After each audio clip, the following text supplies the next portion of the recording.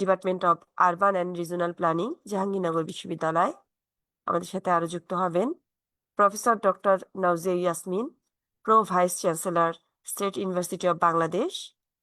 আমাদের ক্লোজিং রিমার্কের জন্য আমাদের সাথে রয়েছেন সম্মানিত ডাব্লিউবি ট্রাস্টের সম্মানিত এক্সিকিউটিভ ডিরেক্টর সাইফুদ্দিন আহমেদ। এবং আমাদের যেই কনফারেন্স হবে, সেই কনফারেন্সটি যেটা শেষ হবে আর কি, এই ক্লোজিং এর যেই কনফারেন্স ডিক্লারেশনটা পাঠ করবেন আমাদের Naima Akter, programme manager, WBB trust. মূলত আমরা আজকে সারাদিনেই বিভিন্ন সেশনে আলোচনা করতে চেষ্টা করেছি অনেকগুলো ইস্যু নিয়ে। আপনারা জানেন যে আজকে যারা সারাদিন ব্যাপী ছিলেন তারা জানেন যে আমরা আজকে সারাদিনই আলোচনা করেছি কিভাবে রোগ প্রতিরোধের জায়গাটাকে শক্তিশালী করা যায়, কিভাবে স্বাস্থ্য ব্যবস্থাটাকে আরো ভালো একটি পর্যায়ে নিয়ে যাওয়া যায়। তো এখানে আমাদের 8টি সেশন ছিল। একটি ছিল intersectoral collaboration for health promoting environment, আমাদের আরেকটি সেশন ছিল academic research on healthy diet and tobacco taxation, আরো একটি সেশন আমাদের ছিল child friendly cities for physical and mental health. এর পাশাপাশি আমরা the importance of inter ministerial relations for health promotion, academic research on health promotion, mental health and wellbeing. এছাড়া আমাদের addressing indoor air pollution through tobacco control একটি session ছিল, promoting and active lifestyle through policy and infrastructure, এরকম একটি session আমাদের ছিল। এগুলো parallelly চলেছে। এবং এখন আমরা যে ক্লোজিং সেশনে রয়েছি সেটি আমাদের way forward to the health of way forward for a healthy Bangladesh.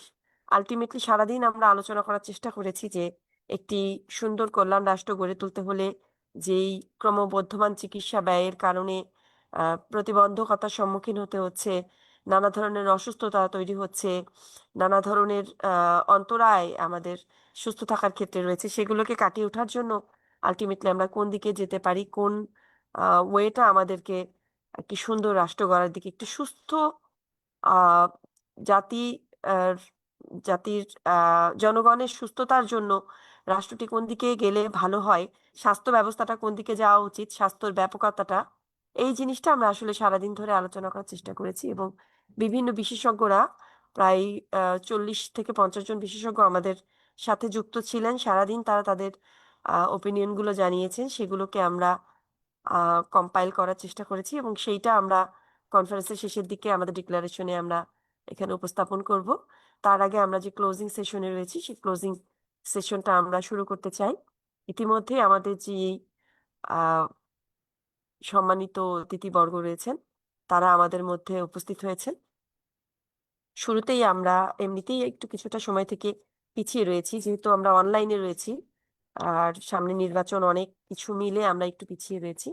আমরা আর বিলম্ব না করে শুরুতে যাই। প্রেজেন্টেশনটা আমরা যদি দেখে নিই, মূল প্রেজেন্টেশনটা আজকে যেটা আমাদের এই পর্বের রয়েছে, আর মূল প্রেজেন্টেশনটা উপস্থাপন করার জন্য আমি অনুরোধ করছি ডক্টর তুষারকান্তি রয় স্যারকে, professor department of urban and regional planning, Khulna university of engineering and technology. আমার মনে হয় স্যার রেডি আছেন। স্যার সারাদিন আমাদের সাথে ছিলেন এবং বিভিন্ন সেশন গুলো ঘুরে ঘুরে দেখেছেন এবং নানা ধরনের মন্তব্য করেছেন। তার প্রেক্ষিতে আমার মনে হয় স্যারের প্রেজেন্টেশনটাকে আরেকটু আহ এনরিচ করেছেন এবং সেটাই এখন আমরা স্যারের প্রেজেন্টেশনের মাধ্যমে দেখতে পাবো। আমি বিনীত অনুরোধ করছি স্যার আপনার মূল প্রেজেন্টেশনটা উপস্থাপন করার জন্য। আপা, আমি অবশ্য আপনাদেরকে বলেছি যে প্রেজেন্টেশনটা আপনাদের ওখান থেকে আর কি ইয়ে করার জন্য। হ্যাঁ, আচ্ছা আর যদি আচ্ছা, না হয় তাহলে আমিও করতে পারি, অসুবিধা নেই। Okay sir. Sanchita, technical team তো প্রেজেন্টেশনটা মনে হয় এখান থেকে করছে, আমি করার কথা। পাঠিয়েছি, হ্যাঁ। স্যার প্রস্তুত আছেন? একটু ওই এটা যদি দেখেন আর কি। Kindly। জি আপু, আমরা শেয়ার করছি, একটু সময়। ঠিক আছে, প্লিজ।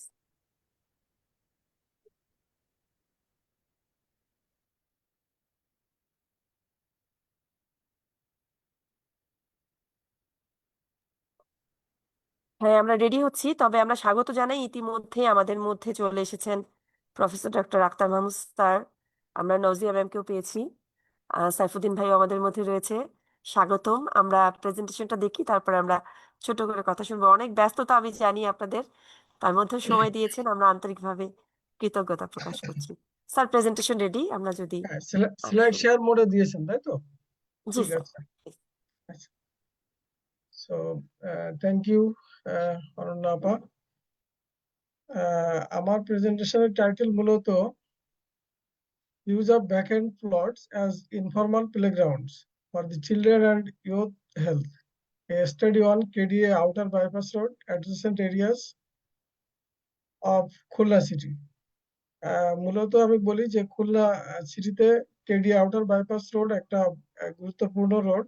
এটা এই রোডের আশেপাশে দিয়ে, বিশেষ করে দুই ধার দিয়ে আরো একটু বাপার ধরলেও বেশ কিছু ইনফর্মাল ওপেন স্পেস আছে। আসলে এগুলো আসলে ফর্মাল প্লট, বিশেষ করে বেশিরভাগই হচ্ছে কেডিএ খুলনা ডেভেলপমেন্ট অথরিটির সেই প্লট গুলো পড়ে আছে 20 বছর 30 বছর ধরে। সেইখানে আসলে এলাকার ছেলে মেয়েরা তাদের খেলাধুলা করে আর কি। আরো অন্যান্য কাজে এই ব্যাকএন্ড প্লট গুলো ইউজ হয় এটার উপরে। তো আমরা খুব সংক্ষিপ্ত সময়ের মধ্যে, প্রায় আসলে এই এই একটা সপ্তাহের মধ্যেই এই পেপারটা আমার স্টুডেন্টদের সহায়তা নিয়ে আমরা এটা করেছি।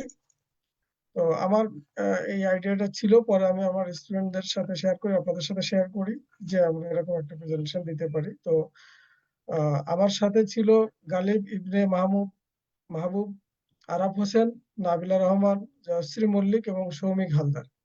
এরা ফিল্ডের থেকে কিছু তথ্যপত্র সংগ্রহ করেছে, আমিও কিছু করেছি। তো আর এই এই ছাত্রছাত্রী তারা সকাল থেকেও কিন্তু বিভিন্ন সেশনে তারা ছিল। যাই হোক, নেক্সট স্লাইড প্লিজ। পরবর্তী স্লাইডটাতে যাবেন। জি স্যার, একটু আমাদের এখানে একটু ঝামেলা হচ্ছে।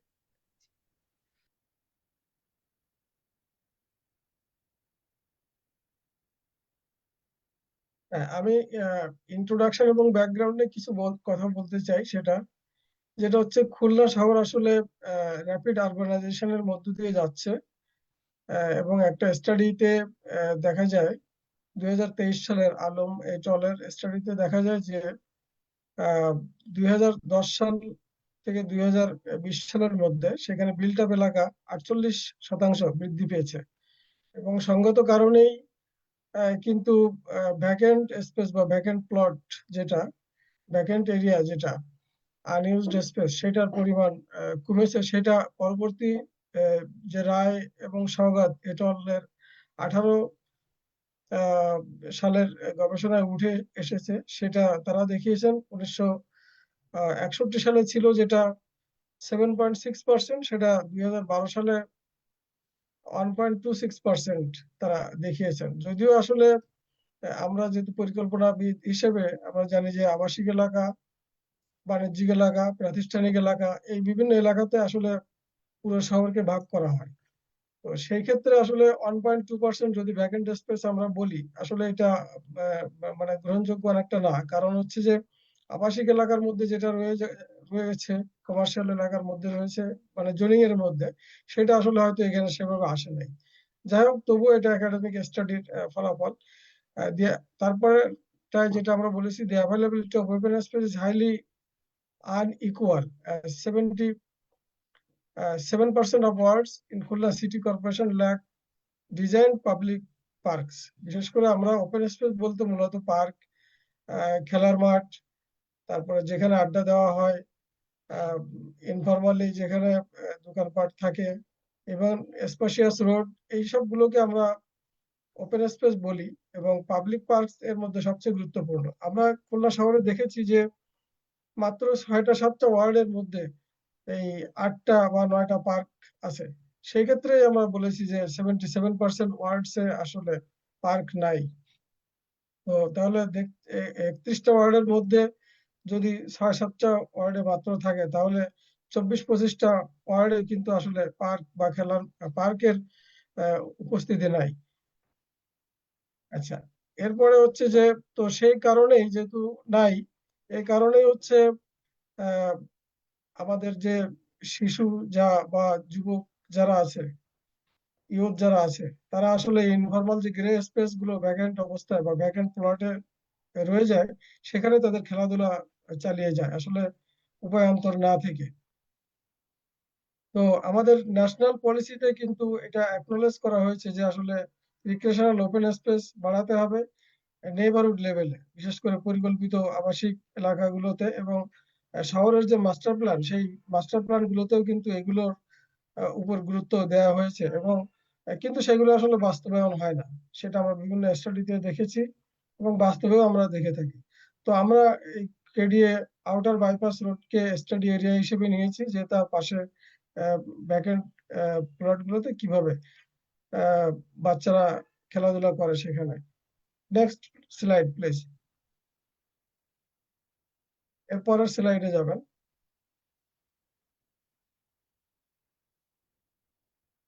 আমরা এইখানে কিছু লিটারেচার রিভিউ এর কথা বলেছি, যেটা আমি প্রথমে যেটা বলেছি যে আলম এটল তার কথা বলেছি, রায় এটল, বিশেষ করে এইটা আমার পেপার ছিল, যে special distribution of public parks in Khulna city an analysis in context of equity. আমাদের যে প্রফেসর আক্তার মাহমুদ স্যার ছিলেন, এই আক্তার মাহমুদ স্যার আমার এই পেপার, তারপরে আরো একটা paper community garden on urban vacant space, উনি কিন্তু আসলে রিভিউ করেছিলেন আমার এই দুইটা জার্নাল পেপার।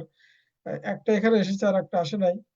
আর একটা হচ্ছে Bangladesh national urban policies and city profile for Dhaka and Khulna. এটা রায় এন্ড সওগাত, বিশেষ করে তানজিল সওগাত এবং শিল্পী রায়ের কথা আমরা জানি।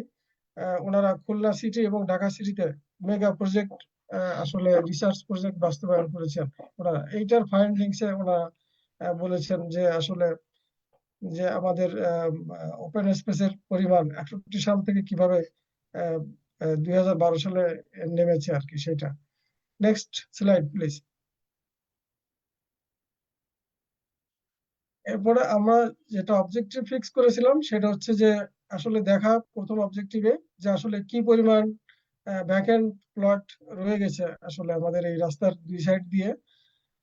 তারপরে দেখছি যেটা 2 নম্বর অবজেক্টিভে, সেটা হচ্ছে যে ভ্যাকেন্ট প্লট যারা ইউজ করছে, বিশেষ করে ইউজার যারা, তারা কি ধরনের প্রবলেম বা ইস্যু তারা ফেস করছে। এবং ফাইনালি আমরা একটা রিকমেন্ডেশন বা একটা রিলেশন ড্র করতে চেয়েছিলাম যে প্লেগ্রাউন্ড এবং হেলথ ওয়েলবিং এর সাথে কি রিলেশন আছে, চিলড্রেন এবং ইয়ুথদের হেলথের সাথে কি রিলেশনটা আছে তারা যে এইটা ইউজ করছে। এটা যদিও আমাদের এই পেপারে সেটা সেভাবে আসে নাই আর কি। আর স্কোপের মধ্যেও আমরা এই অবজেক্টিভের কথাগুলোই মূলত বলেছি। Next slide. ভ্যাকেন্ট স্পেস নিয়ে অনেক স্টাডি করা যায়, কিন্তু আমরা আসলে যেটুকু করেছি সেটুকু আমাদের স্কোপের মধ্যে বলেছি। এইটা আমাদের আসলে স্টাডি এরিয়া। আপনারা যারা খুলনা শহরে গিয়েছেন তারা জানেন, যেটা গল্লামারী মোড়, যেটা বিশেষ করে খুলনা ইউনিভার্সিটির খুব কাছাকাছি। এবং গল্লামারী মোড় থেকে এই রোডটা গিয়েছে নতুন রাস্তা মোড়। নতুন রাস্তা মোড় বিশেষ করে ন্যাশনাল হাইওয়ে, যেটা খুলনা যশোর ঢাকা যে ন্যাশনাল হাইওয়ে নাম্বার 7, এটার সাথে কানেক্টেড হয়েছে। এই রাস্তার মধ্যে আমরা আমাদের খুলনা মেডিকেল কলেজ হসপিটাল আছে, আমাদের সোনাডাঙ্গা বাস টার্মিনাল আছে সোনাডাঙ্গা, তারপরে কাঁচা বাজার আছে, তারপরে এইখানে বেশ মানে এখন বেশ কয়েকটি ফুড কোর্ট আছে। তারপরে এখানে বিশেষায়িত হসপিটাল, যেটার নাম ছিল আবু নাসের হসপিটাল আগে, সেটা আছে এখানে। তারপরে এরকম আসলে গুরুত্বপূর্ণ, তারপরে navy anchorage school and college যেটা আছে, এরকম গুরুত্বপূর্ণ স্থাপনা বিশেষ করে এখানে। তারপরে আবার আবাসিক এলাকাও আছে, 17 নম্বর ওয়ার্ডের সোনাডাঙ্গা রেসিডেন্সিয়াল আবাসিক এলাকাটাও এই রাস্তার পাশে আছে, মুজগুনি রেসিডেন্সিয়াল এলাকা এই রাস্তার পাশে আছে। সো এই রাস্তাটা আসলে আহ, মানে খুবই গুরুত্বপূর্ণ একটা রাস্তা। তো এরপরে স্লাইড প্লিজ। আমরা এই ছবিটাতেই মূলত এই ছবিগুলো যে যদি আমরা দেখি বাঁ পাশের কলামের যে ছবিটা আসছে, এইটা হচ্ছে আমাদের এখানে রেভারেন্ড পলস হাই স্কুল আছে। সেই হাই স্কুলের পাশে আহ একেবারে মানে একটা ভ্যাকেন্ট প্লট আছে। সেই প্লটে বাচ্চারা এখানে সকালে এবং বিকেলে প্রায় খেলাধুলা করে। এই যে মিডিলে যেটা আছে সেখানে হচ্ছে আলবাব একাডেমি নামে একটা মাদ্রাসা আছে। সেই আলবাব একাডেমি একেবারে কত মানে সুযোগ তাদের জন্য এটা, যে তাদের আসলে একটা 3-4 তলা বিল্ডিং এর উপরে তাদের একাডেমিটা তারা স্থাপন করেছেন, কিন্তু খেলার মাঠ নাই আসলে, যার জন্য পাশের প্লটটাতেই তারা এই যে এখানে সাইনবোর্ড দিয়ে তারা লিখেছেন যে আসলে আলবাব একাডেমি খেলার মাঠ, এটা তাদের বাচ্চারা এখানে মানে সমবেত হয় এবং তাদের যে অবসর সময় তারা এখানে ফিজিক্যাল অ্যাক্টিভিটিটা পারফর্ম করতে পারে। এরপরে লাস্টের যেটা হচ্ছে বল্লামারি ঋষিপাড়া নামে একটা এলাকা আছে, তার পাশেই দেখা যাচ্ছে যে ময়লা আবর্জনা পড়ে আছে, কিন্তু তারপরেও সেখানে বাচ্চারা খেলাধুলা করছে। ঠিক একইভাবে এটা আমরা আসলে সময়ের স্বল্পতার কারণে অনেক বেশি যে প্লট গুলো আছে সেই প্লট গুলো প্লট টু প্লট সার্ভে একেবারেই করতে পারি নাই। তারপরেও প্রায় 200 জন রেসপন্ডেন্টদের কাছ থেকে আমাদের এই তথ্য উপাত্ত গুলো সংগ্রহ করা হয়েছে, যেগুলো আমরা পরবর্তীতে দেখবো। Next slide please. এইখানে আমরা দেখছি যে এটা যে ডিউরেশন অফ প্লে সেশন, আসলে মানে কত সময় ধরে সেই বাচ্চারা সেখানে খেলাধুলা করে। তো সবচেয়ে বেশি দেখা গেছে যেটা 1.5 ঘন্টা থেকে 2 ঘন্টা টাইম তারা প্রায় 22.5% যারা ওখানে খেলাধুলা করে তারা বলেছে তারা 1.5 ঘন্টা, এবং 21.5% তারা বলেছে প্রায় 2 ঘন্টার মতো সময় তারা খেলাধুলাতে ব্যয় করে এবং তারা আসলে অ্যাক্টিভলি সেখানে খেলাধুলা করে। আর লাস্টের পয়েন্টে যেটা বলা হয়েছে, this data indicates that these are not merely fleeting visits but substantial recreational sessions, reinforcing the critical role these plots play in the daily lives and physical development of local youth. আসলে খুব গুরুত্বপূর্ণ ভূমিকা পালন করছে এই backend plot গুলো, বিশেষ করে আমাদের বাচ্চাদের ফিজিক্যাল এবং মেন্টাল হেলথ ওয়েলবিং এর জন্য। Next slide. এখানে আমরা দেখছি যে আসলে আমাদের যারা এই ব্যাকএন্ড প্লট গুলো ইউজ করছে ইনফরমাল প্লেগ্রাউন্ড হিসেবে, তারা কি ধরনের প্রবলেম ফেস করে, বিশেষ করে সবাই এটাকে সাপোর্ট করে না। যেমন লিডার্স ডিসলাইক, লিডার্স বলতে এখানে আমরা কমিউনিটি লিডার্স, বিশেষ করে কাউন্সিলর বা অন্য যারা ইনফ্লুয়েন্সিয়াল আছে, তারা এরকম বলছে যে রেসপন্ডেন্টরা বলেছে যে লিডার্সরা ডিসলাইক করে এটাকে, যে এই এই ব্যাকএন্ড স্পেস গুলোকে আসলে ইউজ করা যাবে না খেলার জন্য। এলিটস এরকম আছে 27.5%, তারাও এরকম ভাবে বলেছেন যে আসলে কারণ হচ্ছে যে এখানে তো ইকোনমিক্যালি ওয়েল অফ বা খুবই হাইলি এডুকেটেড বা এরকম পরিবারের সন্তানেরা সাধারণত খেলাধুলা করেন না। বেশিরভাগই দেখা গেল যে মিডল ইনকাম বা লো ইনকাম পরিবারের ছেলে মেয়েরাই সেখানে খেলাধুলা করে, এটা আসলে অনেকে পছন্দ করেন না। কিন্তু তাদের এই বাচ্চাদের তো আসলে খেলার জায়গা নাই সেভাবে, এবং ভালো ভালো স্কুলেও তারা পড়াশোনা করে না, যে স্কুলগুলোতে এত ভালো বড় খেলার মাঠ আছে সেখানে তারা পড়াশোনা করে না। সো তারা কোথায় যাবে, এই জন্য তারা এটা তারপর হচ্ছে কাউজ অ্যান্ড গোটস গ্রেজিং, বিশেষ করে এই একই সাথে দেখা যাচ্ছে যে ওই মাঠে কিছু গরু এবং ছাগল সেখানে চড়াচ্ছে, ওয়াটার লকড অবস্থায় সেখানে পড়ে থাকছে। তারপর হচ্ছে waste scattered, city corporation waste dumping point, secondary transfer স্টেশনও ওই এই প্লেস গুলোর পাশে আছে। তারপর হচ্ছে ল্যান্ড ওনার্স যারা, তারা অনেক সময় জানেনও না যে তাদের প্লটে এইভাবে খেলাধুলা চলছে, সো তারাও অনেক সময় এটা ডিসলাইক করেন। আর কিছু আনইভেন গ্রাউন্ডের কথাও বলা হয়েছে, যেমন আসলে একটা খেলার মাঠ যেরকম উপযুক্ত হতে হয় এটা সেরকম ভাবে উপযুক্ত না। তো নেক্সট স্লাইড প্লিজ, পরবর্তীটা। এখানে আছে reasons for using vacant plots. আসলে ভ্যাকেন্ট প্লট তারা কেন ইউজ করছে বা কি কারণে। প্রথম কথা তো আমরা আগেই বলেছি যে আসলে পর্যাপ্ত খেলার মাঠ বা পর্যাপ্ত পার্কের সংস্থা নাই শহরে, যার জন্য তারা এই প্লট গুলোতে খেলার জন্য তারা বেছে নিয়েছে। তারপর হচ্ছে ক্লাবস, লোকাল ক্লাব গুলো তাদের যদি কোনো খেলাধুলা, বিশেষ করে ক্রিকেট, তারপরে অন্যান্য যে ফুটবল যে টুর্নামেন্ট যা হোক, সেই ছোটখাটো পরিসরে হলেও তারা সেখানে অর্গানাইজ করে। স্কুলগুলো তাদের খেলার মাঠ হিসেবে ব্যবহার করছে। মাদ্রাসার কথাও আমি একটু আগে উল্লেখ করেছি, তারা এটা ব্যবহার করছে। তো এরপরে লাস্টের পয়েন্টে বলেছে, however a critical finding is that 26.5% of respondents identified these areas as spots for addicts, highlighting a significant social risk that coexists with the recreational uses. আসলে যেটা বলা হচ্ছে যে এখানে কিছু ড্রাগ অ্যাডিক্টস যারা আছে সেরকম কিছু লোকজনও মাঝে মাঝে সেখানে দেখা যায়, বিশেষ করে ওখানে বর্জ্য ফেলা হয় অনেক ক্ষেত্রে, অনেক সময় ইনফরমাল টি স্টল সেখানে থাকে। তারপরে হচ্ছে এই অনেকে গাঁজা সেবন করে বা মাদক সেবন করে। এইসব কারণেই কিন্তু ওই সমস্ত এলাকায় যে খেলাধুলা হোক বা এই বিষয়গুলো হোক সেটা অনেকেই চান না আর কি। তো এখানে বলা হয়েছে ক্লাব ইউজ করে স্কুল মাদ্রাসা ক্লোজ টু রেসিডেন্স, বিশেষ করে বাসার আশেপাশে হওয়াতে এই প্লট গুলোতে তারা এটা ইউজ করে। তারপর হচ্ছে নো ফর্মাল প্লেগ্রাউন্ড, তাদের পাশে প্লেগ্রাউন্ড না থাকার কারণেও তারা এটা ইউজ করে। অপটিমাম ইউজ অফ ল্যান্ড, তার আবার অনেকেই মনে করে যে ল্যান্ডটা তো ফাঁকা ফাঁকা পড়েই আছে শুধুমাত্র, সো খেলাধুলা করলে অসুবিধা কি, এই জন্য তারা খেলাধুলা করে এখানে।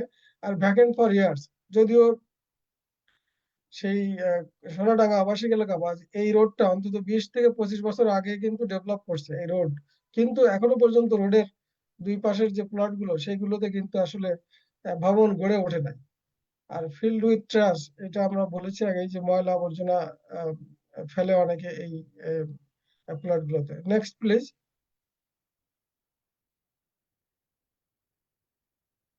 এরপর হচ্ছে আমরা দেখেছি যে আসলে সেখানে কি ধরনের স্পোর্টস অ্যাক্টিভিটিস গুলো হয়, বিশেষ করে মানে varieties of sports played in vacant plots, বিভিন্ন ধরনের। তার মধ্যে আহ, যেমন আমরা দেখেছি এখানে 35.5% রেসপন্ডেন্ট তারা বলেছে ব্যাডমিন্টন বা র্যাকেট খেলে, যেহেতু এখন শীতের সময়, এখন তারা সন্ধ্যার পরেও লাইট জ্বালিয়ে এটা খেলে। আর ফুটবল খেলে 33%, তারা বলেছে ক্রিকেট 32%, এইভাবে তারা বলেছে। এবং আমাদের দেশীয় খেলা যেমন হাডুডু বা কাবাডি আমরা যেটাকে বলি, সেটাও মাঝে মাঝে এই এই প্লট গুলোতে বাচ্চারা খেলে থাকে। Next slide please.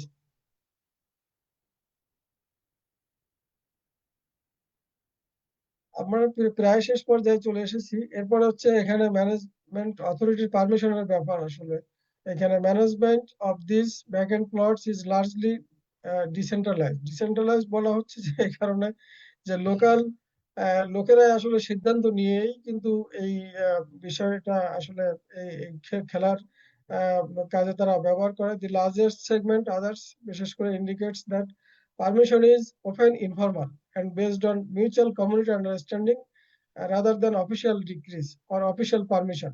কোনো রিটেন বা কোনো এরকম কোনো পারমিশন এই অথরিটি, বিশেষ করে কেডিএর প্লট হলে কেডিএর থেকে রিটেন কোনো পারমিশন এরকম নাই। যদি সিটি কর্পোরেশনের স্পেস হয়ে থাকে বা কোনো মালিকের কাছ থেকেও কিন্তু লিখিত কোনো তাদের কাগজপত্র নাই যে এখানে তারা খেলাধুলা করতে পারবে। Formal management is evenly split between leaders or councillors. এইটা কাউন্সিলর বা লিডার্সরা তারা অনেক সময় তারা দিয়ে থাকে। And organisations suggesting a lack of single regulatory body overseeing this. অনেকেই আসলে তারা বলেছে যে এখানে আসলে কোনো একটা অথরিটি যদি এটার দেখভাল করতো তাহলে ভালো হতো, যে আসলে যে আনইভেন অবস্থায় মানে আনইউজড অবস্থায় এগুলো পড়ে আছে, কিন্তু সেইখানে যদি খেলাধুলা করে তাহলে আমাদের বাচ্চাদের উপকার হবে, ফিজিক্যাল ডেভেলপমেন্ট, মেন্টাল ডেভেলপমেন্ট সম্ভব। শুধু সেটাও না, শুধু যে আমাদের শিশু এবং যুবকরাই এ করবে তা না, এখানে বয়স্ক বা অন্যান্য যারা আছে তারাও কিন্তু এটা এই স্পেস গুলো ব্যবহার করতে পারে, যদি সেখানে আসলে সেরকম কিছু সুযোগ সুবিধা প্রোভাইড করা যায়। যদিও এটা আসলে এই প্লট বা এই জমির দাম তো অনেক বেশি, সেটা তবুও ইন্টারিম পিরিয়ডের জন্য যদি এটা ব্যবহার করা যায় সেটা অনেকটা ভালো একটা বিষয় হতে পারে। Next please.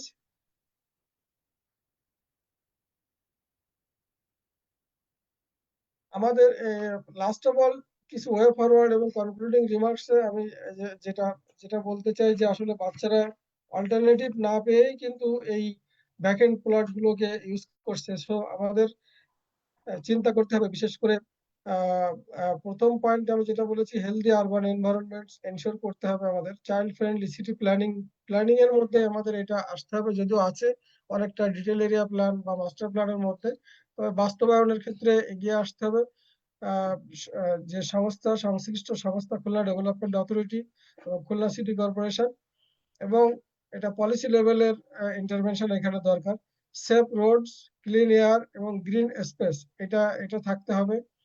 Access to playgrounds, parks and open space, এইগুলো থাকতে হবে। এরপরে আমরা বলেছি ফিজিক্যাল অ্যাক্টিভিটি এবং হেলদি লাইফস্টাইলটাকে প্রমোটের বিষয়, যেটা active mobility for children and adolescents, prevention of lifestyle related disease, এইটা তাহলে হবে, সেটা আমাদের চিন্তা করতে হবে। Mental health and psycho social wellbeing, এখানে বলা হয়েছে আরবান স্ট্রেস কমবে। Digital exposure and academic pressure, digital exposure, এখনকার বাচ্চারা আসলে যে পরিমাণ মোবাইল ল্যাপটপ ইউজ করে, মোবাইলে গেম খেলে, এবং তাদের যে পরিমাণ একাডেমিক প্রেশার, বিশেষ করে অনলাইনের লেখাপড়া, তো সেক্ষেত্রে আসলে এই ভ্যাকেন্ট স্পেস গুলোকেও আমরা কার্যকরী একটা খেলার মাঠ বা ওপেন স্পেস হিসেবে ব্যবহার করতে পারি।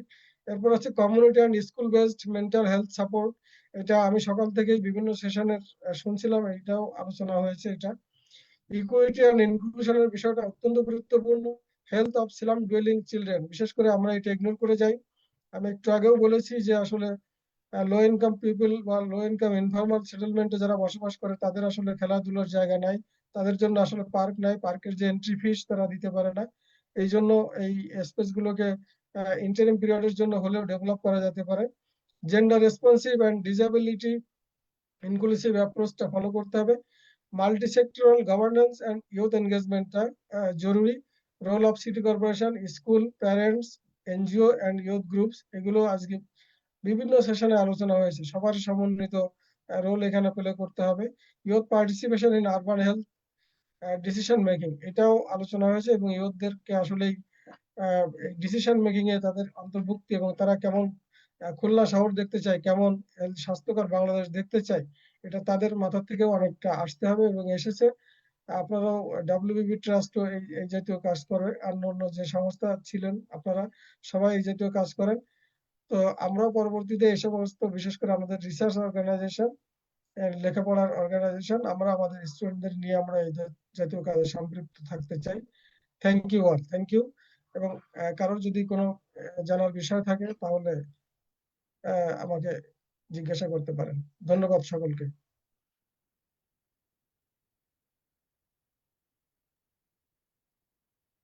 ধন্যবাদ স্যার। আপনি আহ, চমৎকার একটা উপস্থাপনা আমরা দেখলাম যে এখানে নানা ধরনের প্রতিবন্ধকতা থাকার পরেও সেখানে আমরা দেখলাম একই সাথে অনেকগুলো মানে মাঠে গরু ছাগল চড়ছে, পাশে পাশে মাদক সেবনও হচ্ছে, ময়লা ফেলা হচ্ছে, সরি, বাট তারপরেও শিশুরা খেলছে। তার মানে শিশুরা খেলার সুযোগ চায়। এই যে জায়গাটা অব্যবহৃত হয়ে পড়ে আছে, এই অব্যবহৃত হয়ে পড়ে থাকার পরেও স্পেসগুলো যদি সুন্দরভাবে ব্যবহার করা যেত, তাহলে এটা একদিকে যেমন শিশুরা তারা খেলতে পারতো, এবং আরো চমৎকার কিছু কথা স্যার বলছিলেন যে একে হলো লোকাল ক্লাব নাই, খেলার মাঠ নাই, এগুলো একটা সংকট। ইভেন আমাদের যে স্কুলের শিক্ষা প্রতিষ্ঠানগুলো রয়েছে সেই জায়গাগুলোতেও কোনো ধরনের স্কুল বা মাদ্রাসা বলি, সেখানেও কোনো ধরনের মানে খেলার সুযোগ নাই। কিন্তু ওখানে তারা শুধুমাত্র ক্রিকেট বা ফুটবল খেলছে তা না। এই যে এই কথাটার মাঝখানে আমার মনে হচ্ছিল যে আলটিমেটলি যে আমাদের নিজস্ব যে দেশীয় কিছু খেলা রয়েছে সেগুলোও কিন্তু হারিয়ে যাচ্ছে। এই সুযোগগুলো না থাকার প্রেক্ষিতে আমাদের যে নেতৃত্ব গড়ে উঠতো কিছু খেলা দিয়ে, নিজস্ব কিছু খেলা হাডুডুডু ছিল, আমাদের নদী থাকার প্রেক্ষিতে নৌকা বাইচের খেলা ছিল, আমাদের মানে কানামাছি, অনেক ধরনের অনেক সাতচারা খেলা ছিল, অনেক ধরনের খেলা ছিল আমাদের লোকাল খেলা।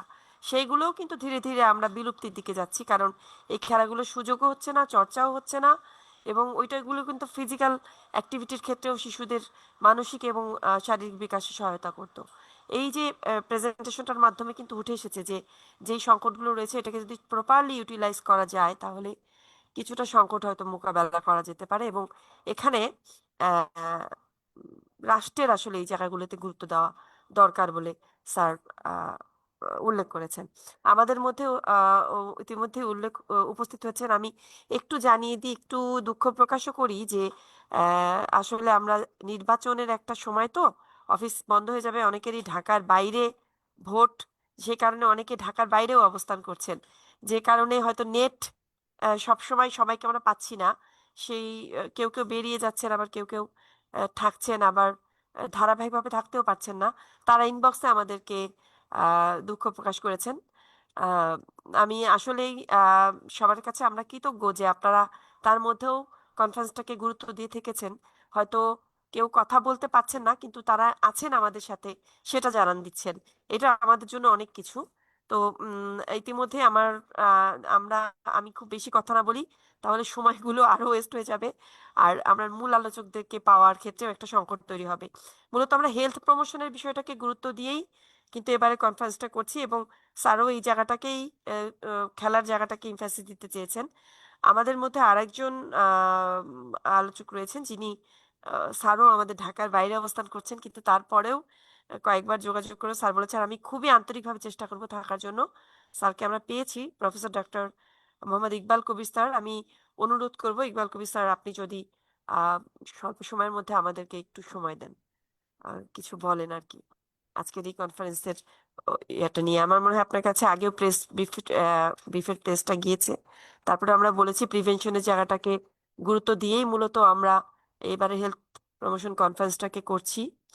এবং স্যার এর আগেও আপনি আমাদের সেশনগুলোতে যুক্ত হয়েছেন। স্যার কি আমার কথা শুনতে পাচ্ছেন? জি Ananya, thank you very much. আমি তো থ্যাংক ইউ স্যার। ওই জার্নিতে আছি। আমি জানি এই স্যার।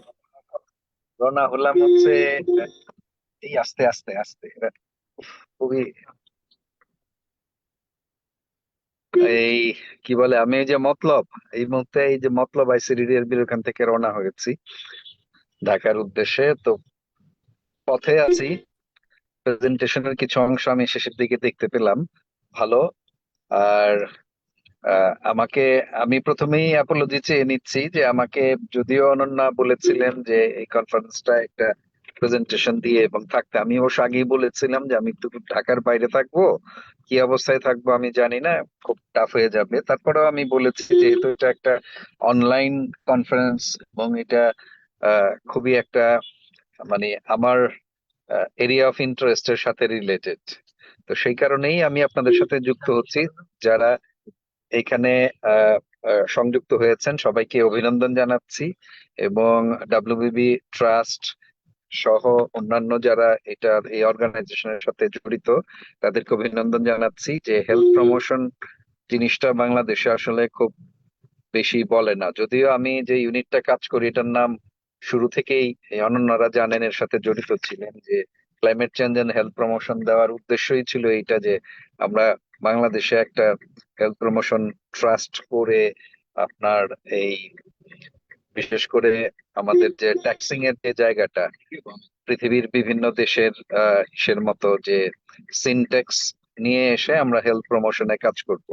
এতে করে যেমন ধরেন ক্ষতিকর যে harmful use of tobacco and other substances, এটা সহ আপনার একটা মানুষের ওয়েলনেস এর জন্য যা যা দরকার, এপিডেমিওলজিক্যালি আমরা যে কথাগুলো বলি সেগুলোর পক্ষে কাজ করব, সো দ্যাট একটা কম্বাইন্ড এফার্টে হেলথ প্রমোশনটা বাংলাদেশে স্টাবলিশড হবে। তো অনন্যারা নিরলস প্রচেষ্টা চালিয়ে যাচ্ছেন বিভিন্ন ভাবে, অফলাইনে অনলাইনে। তো হেলথ প্রমোশনটা আসলে এটা একটা কালেকটিভ ইস্যু। আমি একজন এপিডেমিওলজিস্ট হিসেবে আমি এখন ধরেন সব জায়গায় আমার স্টুডেন্টদের, আমি এখন এই সরকারি যে বিশ্ববিদ্যালয়গুলো আছে, Dhaka university, Jahangirnagar university, PUP, arm forces medical institute, এই জায়গাগুলোতে আমি এই জিনিসটা পড়াই। তো সেইখানে আমি সোশ্যাল এপিডেমিওলজির পার্সপেক্টিভ দিয়ে এই হেলথ প্রমোশনটাকে প্রমোট করার চেষ্টা করছি, এবং মানুষের অ্যাটলিস্ট কিছু যারা এই পাবলিক হেলথে ক্যারিয়ার করছে তাদের মাথায় এই জিনিসটা ঢোকানোর চেষ্টা করছি যে গতানুগতিক সাবজেক্ট তো আপনারা পড়েননি, এটা একটা নতুন বিষয়, এটা নিয়ে সামনের দিকে এগোন। তো হেলথ প্রমোশনের ক্ষেত্রে এই যে হেলদি লাইফস্টাইল এবং হেলদি আপনার সিটি কনসেপ্ট, এটা অনেক পুরনো। আমাদের সাস্টেনেবল ডেভেলপমেন্ট গোল বলেন আর ইউনিভার্সাল হেলথ কাভারেজ বলেন, এই দুটোরই টার্গেট হচ্ছে 2030। আমরা 2026-এ আছি, আর 4 বছর হাতে সময় আছে। তো এইটা ওই ইউনিভার্সাল হেলথ কাভারেজ দেখা যাবে আমাদের ওই যে 2004 সালের মধ্যে সবার জন্য স্বাস্থ্য যেরকম একটা গ্লোবাল কর্মসূচি ছিল ডাব্লিউএইচওর, যেটা ফেল করেছে। একই ভাবে যে হারে আমরা দুনিয়াটাকে নিয়ে যাচ্ছি, তাতে দেখা যাচ্ছে যে এই হেলথ প্রমোশন তো হচ্ছেই না, উল্টো ডিমোটিভেটিং ফ্যাক্টর কাজ করছে, এবং ইউনিভার্সাল হেলথ কাভারেজ, এটার মূল কথা হচ্ছে no one will be left behind. তো এই অ্যাক্সেসিবিলিটি বলেন, কোয়ালিটি অফ কেয়ার বলেন, আর ইকুইটি বলেন, এই এই যে হেলথের যে ইউনিভার্সাল কাভারেজের যে কনসেপ্টটা, এইটা আমার খেতে যাচ্ছে বিকজ আমরা হেলথ প্রমোটিং অ্যাক্টিভিটিজ এর সাথে জড়িত হচ্ছি না, বরঞ্চ সমস্ত কিছু যেন আমাদের একটা উৎসব শুরু হয়ে গেছে কেমন করে হেলথ কে আমরা ডিগ্রেড করতে পারবো। তো একদিকে ধরেন ক্লাইমেট চেঞ্জ এবং এর ইম্প্যাক্ট, আরেকদিকে epidemiological transition from communicable disease to non communicable disease, এবং এইখানে হেলথ প্রমোশনের যে মূল বেসিক যে চারটা স্তম্ভ, তার মধ্যে বেস জিনিসটাই হচ্ছে যে আপনার ইনইকুইটি দূর করতে হবে, এবং এইটা যায় হচ্ছে আপনার ইউনিভার্সাল হেলথ কাভারেজের সাথে।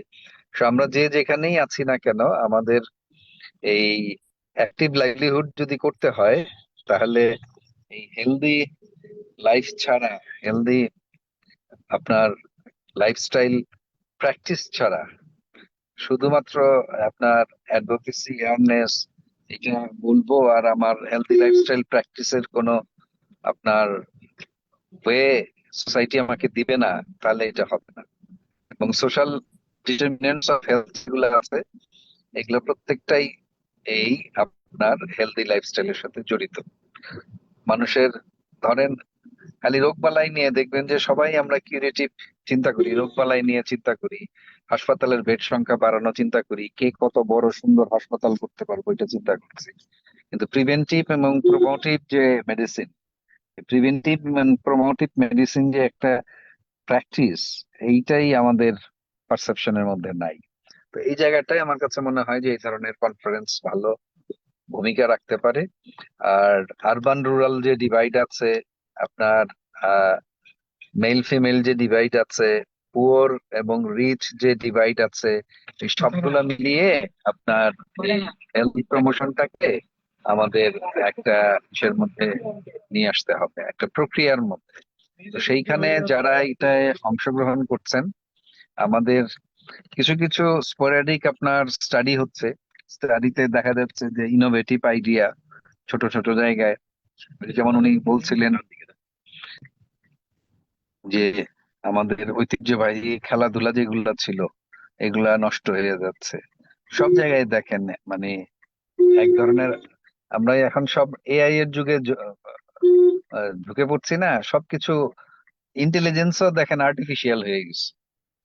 তো খেলাধুলা, লাইফস্টাইল সবকিছু আমরা একটা আর্টিফিশিয়ালিটির দিকে ঝুঁকে যাচ্ছি, এটা শুধু বাংলাদেশে না, পৃথিবীর সব জায়গায় হচ্ছে। বাংলাদেশে যেটা হয়, আমাদের ছোট দেশ এবং জনসংখ্যা বেশি বলে আমাদের হুজুগ খুব বেশি।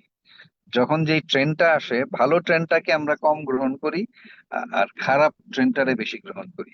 পৃথিবীর সমস্ত দেশে ধরেন জাঙ্ক ফুড বাদ দিয়ে হেলদি ফুডের দিকে যাচ্ছে, আর আমরা হেলদি ফুড বাদ দিয়ে জাঙ্ক ফুডকে আপন করে নিচ্ছি। পৃথিবীর সব জায়গায় তারা আপনার ফিজিক্যাল অ্যাক্টিভিটির উপর গুরুত্ব দেয়, আমরা নর্মাল ফিজিক্যাল অ্যাক্টিভিটি বাদ দিয়ে যাদের সামর্থ্য আছে, ধরেন আমরা জিম করা শুরু করে দিয়েছি। আমাদের আহ, মাঠকে আমরা নিয়ে গেছি ফ্ল্যাটের ভিতরে, বিভিন্ন ফ্ল্যাটের ভিতরে দেখবেন যে মানে নতুন নতুন জিম মেশিন পত্র, মানে এই যে ক্যাপিটালিস্টিক যে ধারণা থেকে আপনার হেলথকে দেখা, এই সমস্ত কিছুর মধ্যে একটা ব্যবসা ঢুকে গেছে। তো যার ফলে হেলদি লাইফস্টাইল আর আমরা জোর করে করতে হচ্ছে, ওইটাও মানে হেলদি ন্যাচারাল যে হেলদি লাইফস্টাইল, এটা আমাদের আর্টিফিশিয়াল হেলদি লাইফস্টাইল হয়ে যাচ্ছে। এরপরে দেখা যাবে আর্টিফিশিয়াল ইন্টেলিজেন্স দিয়ে আমরা ব্যায়াম করতেছি। তো এই এই ডাইলেমার মধ্যে আসলে গোটা সিভিলাইজেশনই যাচ্ছে। বাংলাদেশ এটার বাইরে না। বাংলাদেশের বড় প্রবলেম হচ্ছে আমরা, আমাদের জায়গা অল্প, মানুষ বেশি, এটা একটা বড় প্রবলেম।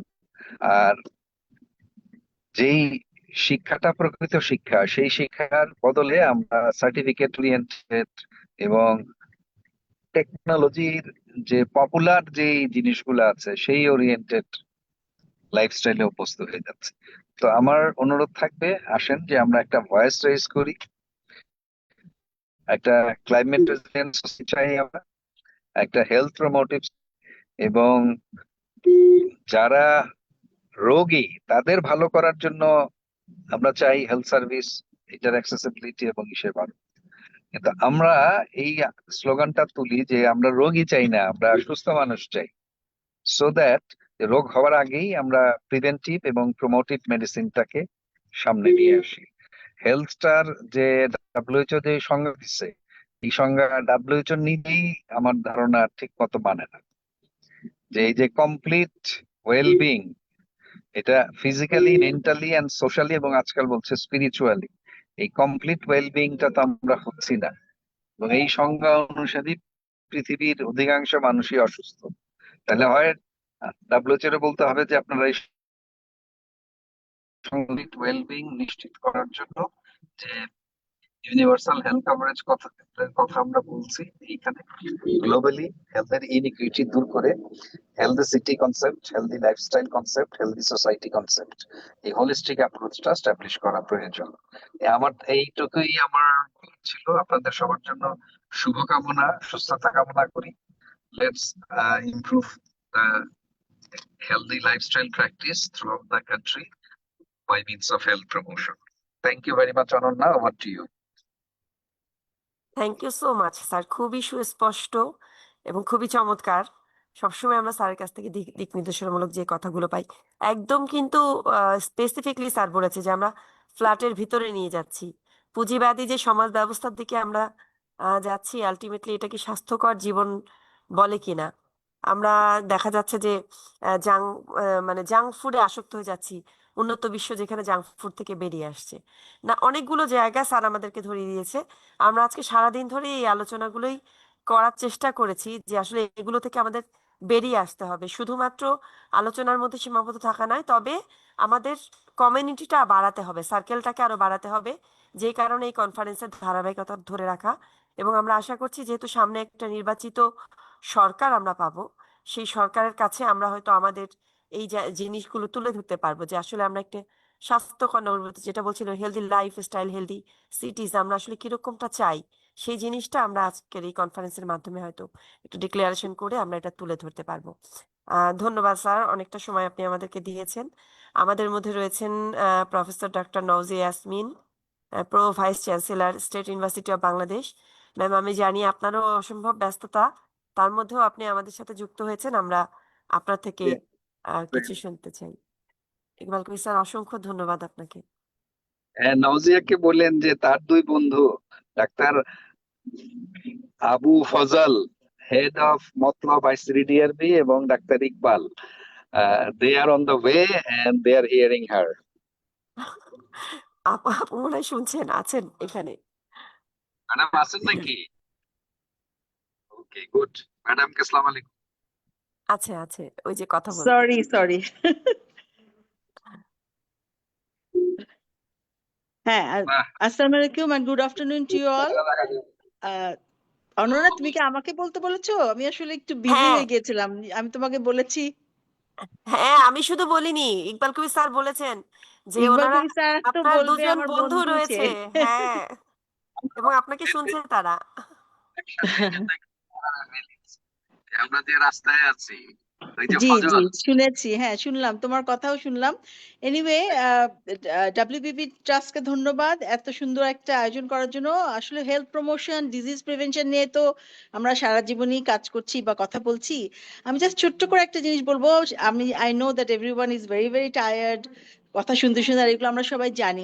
আমার জাস্ট দুটা পয়েন্ট। একটা হচ্ছে কি, আমার মনে হয় আমরা কিন্তু প্রবলেম কি আমাদের দেশের হেলথ প্রমোশন বা ডিজিজ প্রিভেনশন যে প্রবলেম গুলা কি, এটা কিন্তু আমরা জানি, সবাই মোটামুটি জানি। এবং কিন্তু আমাদের এই সমন্বয়টা, মানে বিভিন্ন ধরেন অনন্য এক জায়গায় কাজ করছে, ইকবাল এক জায়গায় কাজ করছে, আমি একটা ইউনিভার্সিটিতে কাজ করছি, মানে আমার বলার উদ্দেশ্য হচ্ছে আমরা যেখানে কাজ করছি, যদি আমরা সবাই সমন্বিতভাবে এই একটা মানে মানে আমাদের কিন্তু কমন গোল যে বাংলাদেশকে একটা মানে ভালো স্থানে নিয়ে যাওয়া, হেলথ হেলথ জানি সবার ভালো থাকে, সবাই জানি সুস্থ থাকতে পারে, হেলদি কোয়ালিটি লাইফ লিড করতে পারে, তাই না? সেটাই তো আমাদের সবার কমন গোল। তো আমাদের সবার আসলে নিজ নিজ জায়গা থেকে আমরা মানে যে যার মতো কাজ করছি, কিন্তু আমার কাছে মনে হয় কি আমাদের সমন্বয়টা, যেটা ইকবালও বললো, একটা হলিস্টিক অ্যাপ্রোচ আমাদের দরকার। সবাই মিলে কাজ করলে কিন্তু আমাদের মনে হয় আমাদের কিছুটা পরিবর্তন আসবে। এটা একটা আমি বলতে চাই। আরেকটা হচ্ছে কি, আমাদের এই যে আমরা কিন্তু সবসময় ডিজিজ প্রিভেনশন নিয়ে কথা বলি বা হেলথ প্রমোশন নিয়ে কাজ করি, কিন্তু দেখা যায় কি আমাদের মাইন্ডসেট কিন্তু ডিফারেন্ট, সবার কিন্তু মাইন্ডসেট এক না। আমাদের অ্যাওয়ারনেস ক্রিয়েট করতে হবে, নলেজ জেনারেট করতে হবে, আমাদের ডিসিমিনেট করতে হবে মানুষকে যে কি খেলে ভালো হয়, কি মানে লাইক মানে বলার উদ্দেশ্যে, যেমন একটা নিপা ভাইরাসের কথা বলি, খেজুরের রস সবাই, মানে যদি আমি বলি যে খেজুরের রস খাবেন না, বলবে যে না আমার তো ঢেকে করা, মানে কিন্তু there is no such thing. ঢেকে খেজুরের রস সংগ্রহ করা বা সেফলি খেজুরের রস সংগ্রহ করা কিন্তু এটা কোনো পদ্ধতি না। মানে যে কোনো সময় বাদুড় বা যে কোনো মানে প্রাণী ওটা করতে পারে, কন্টামিনেট করতে পারে। যাই হোক, এটা একটা মানে আমি জাস্ট বললাম আর কি, যে আমার মনে হয় আমাদেরকে অ্যাওয়ারনেস বেশি বেশি করে ক্রিয়েট করতে হবে এবং সঠিক ইনফরমেশনটা দিতে হবে। That is very very important. অনেক সময় রং ইনফরমেশন গুলাও আমাদের চলে যায়, সেটা জানি না হয়, আমরা জানি সঠিক ইনফরমেশন দিতে পারি, সবাই সমন্বিতভাবে কমন গোল নিয়ে আগাতে পারি। সামনে মানে কালকেই তো না, পরশু ইলেকশন। তা আমার মনে হয় আমি একটু নেতার মতোই বলে ফেললাম, কিন্তু আসলে সেটা না। আমরা যেহেতু পাবলিক হেলথে কাজ করি, পাবলিক হেলথ মানে আমরা সবাই জানি যে কিভাবে আমরা এটাকে প্রমোট করব বা ডিজিজ প্রিভেনশন করবো, কিন্তু সবাই মিলে সম্মিলিতভাবে কাজ করলেই কিন্তু একটা we can make a difference. এটাই আমার বলার কথা। Thank you very much for inviting me Ananya. আমি আসলে একটু ব্যস্ত আছি। সবাইকে অসংখ্য অসংখ্য ধন্যবাদ। Thank you ma'am. আপনার ইউনিভার্সিটি এমনি আমাদের সাথে আছে, আমরা আশা করবো আগামী দিনে আপনার নেতৃত্বে আরো আরো আরো বেশি করে আপনাকে আমরা পাবো এবং সমন্বিতভাবে আমরা আসলে কিছু করব। থ্যাংক ইউ সো ইনশাআল্লাহ, মাচ। ইনশাআল্লাহ। Thank you. আমাদের মধ্যে উপস্থিত রয়েছেন, আমরা সব সময় স্যারকে পাই, আমরা স্যারের কাছে অত্যন্ত কৃতজ্ঞ। আখতার মাহমুদ স্যার, উনি আমাদের আসলে সত্যি কথা বলতে আমরা নিজেরা মনে করি আমাদের নিজের মানুষ, প্রত্যেককেই আমাদের সহযোগিতা করেন। তবে আখতার মাহমুদ স্যারের কাছে আমরা যখন দেখা যায় উনি অনেক ব্যস্ত, কিন্তু দাবি নিয়ে বলে ফেললে হয়তো উনি আমাদের, হতে পারে আমরাও তাকে যেভাবে পছন্দ করি স্যারও আমাদেরকে পছন্দ করেন, সেই কারণে স্যার কখনো অ্যাভয়েড করেন না, আমাদের কাজগুলোতে আমরা সবসময় পাই। আজকেও আমরা স্যারকে পেয়েছি। আমরা এই মুহূর্তে স্যারের কাছ থেকে শুনবো। আমাদের মধ্যে রয়েছেন professor doctor Mohammad Akhtar Mahmud sir, department of urban regional planning, Jahangirnagar বিশ্ববিদ্যালয়। ধন্যবাদ অনন্যা আপনাকে। আমাকে শোনা যায় তো না? ঠিক শুনতে আছে, পাচ্ছি স্যার। জি, ধন্যবাদ। ডব্লিউবিবি ট্রাস্টকে ধন্যবাদ এই প্রোগ্রাম আমাকে ইনভাইট করার জন্য। আমি আমার বক্তব্য দুটো ভাগে ভাগ করে কথাগুলো বলি। প্রথমত বিষয়টা হচ্ছে যে আমাদের যে পেপারটা আজকে এই সেশনে উপস্থাপিত হলো, অধ্যাপক তুষারকান্তি রায় তিনি যে পেপারটা প্রেজেন্ট করেছেন তার উপর আমি কিছু কথা বলবো, এবং তারপরে জেনারেলি আমাদের হেলথ প্রমোশন এবং সিটিতে ইনফ্রাস্ট্রাকচার গুলোকে নিয়ে আমি কিছু কথা বলতে চাই। তো আমি আসলে 2000 এখন থেকেও প্রায় 26-27 বছর আগে খুলনা ডেভেলপমেন্ট অথরিটিতে কাজ করতাম। তখন আমি ওখানকার আরবান প্ল্যানার ছিলাম, এবং তখনকার ওই মাস্টার প্ল্যানটা আমাদের হাতেই তৈরি হয়েছিল। এবং আজকে তুষারকান্তি রায় যে এলাকাটা দেখালো, যে কেস স্টাডি গুলো দেখালো, আউটার বাইপাস রোডের দুই পাশে যে খালি জায়গাগুলো আছে তার উপরে একটা স্টাডি তিনি করেছেন এবং তার স্টুডেন্টরা তাকে সহায়তা করেছে। এখন বিষয়টা হচ্ছে যে এই জমিগুলো কিন্তু মালিকানা আছে। এই মালিকানা কিছু প্লটের হয়তো কেডিএর এখনো মালিকানা আছে, আর বাকিগুলো সবই হচ্ছে বরাদ্দ দেওয়া হয়ে গেছে। তো একটা রাস্তার দুই পাশে যে কমার্শিয়াল প্লটগুলো, এই প্লটগুলো প্রায় গত 20-25 বছরের বেশি সময় ধরে এটা খালি পড়ে আছে। ফলে এটা আনইউজড, যেটা আজকে পেপারে উল্লেখ করলো। কিন্তু এগুলোর মালিকানা আছে, ব্যক্তিগতভাবে কেউ না কেউ এটার মালিক। এখন এই জমিগুলো পড়ে আছে বলে আশপাশে যে সকল নিম্নবিত্ত, নিম্ন মধ্যবিত্ত আয়ের মানুষজন আছে, তাদের ছেলে মেয়েরা আছে, তারা এসে এখানে খেলাধুলা করে। এবং মূল কারণটা কি? কারণটা হচ্ছে তাদের উপযুক্ত খেলার জায়গা নাই, স্কুল মাঠ নাই, অথবা পাড়া মহল্লাতে যে মাঠগুলো থাকলে তারা সেখানে খেলতে পারতো, সেখানে খেলাধুলার জায়গা নাই বলে তারা এই ভ্যাকেন্ট স্পেসে, খালি জায়গাগুলোতে তারা খেলছে। এখন বিষয়টা হলো যে হয়তো এটা কন্টিজেন্সি হিসাবে একটা সাময়িক সমাধান বটে, সমাধানও তো ঠিক না, এটা একটা খেলার জায়গা তারা তৈরি করে নিচ্ছে, কিন্তু এটা আসলে শহরের জন্য এটা দীর্ঘস্থায়ী কোনো হয়তো সমাধান না। তো আমরা যেটা যেটা আমি বলতে চাই সেটি হচ্ছে যে পাড়া মহল্লার যে ডিজাইন গুলো হয়, পাড়া মহল্লা যেভাবে তৈরি হয়, এখানে সারা বাংলাদেশের চিত্র কিন্তু একই রকমের। এবং লোকাল গভর্নমেন্ট গুলো, যে পৌরসভা বলেন অথবা সিটি কর্পোরেশন বলেন, এরা মূলত এই মাঠ তৈরি করছে না, এবং পাড়া মহল্লাতে শুধুমাত্র বিল্ডিং তৈরি হচ্ছে, মানুষের থাকার জায়গা তৈরি হচ্ছে, এবং অন্যান্য যে সকল অর্থনৈতিক কর্মকাণ্ড আছে সেগুলো তৈরি হচ্ছে। কিন্তু এই যে বিনোদনের জায়গা, খেলাধুলার জায়গা, হেলথ প্রমোশনের জায়গা, এটা তো আমরা বলছি যে হেলথ ইনফ্রাস্ট্রাকচার, এই হেলথ ইনফ্রাস্ট্রাকচারটা তৈরি হচ্ছে না। এবং কিছু প্ল্যান রেসিডেন্সিয়াল এরিয়াতে আমরা বড় জোর দেখি, একটা পার্ক দেখি, একটা খেলার মাঠ দেখি, এবং এর বাইরে আনপ্ল্যান্ড এরিয়া যে বিশাল অংশটা রয়ে গেল, এবং যেখানে স্পন্টেনিয়াসলি যে শহরগুলো তৈরি হলো স্বতঃস্ফূর্ত ভাবে, সেখানে কিন্তু আসলে খেলাধুলার জায়গা থাকছে না। তো এটা খুব ইম্পর্টেন্ট যে একটা কমিউনিটি যদি তৈরি হতে হয় তাহলে অবশ্যই পাবলিক স্পেসেস তৈরি হতে হবে, গণপরিষদ তৈরি হতে হবে।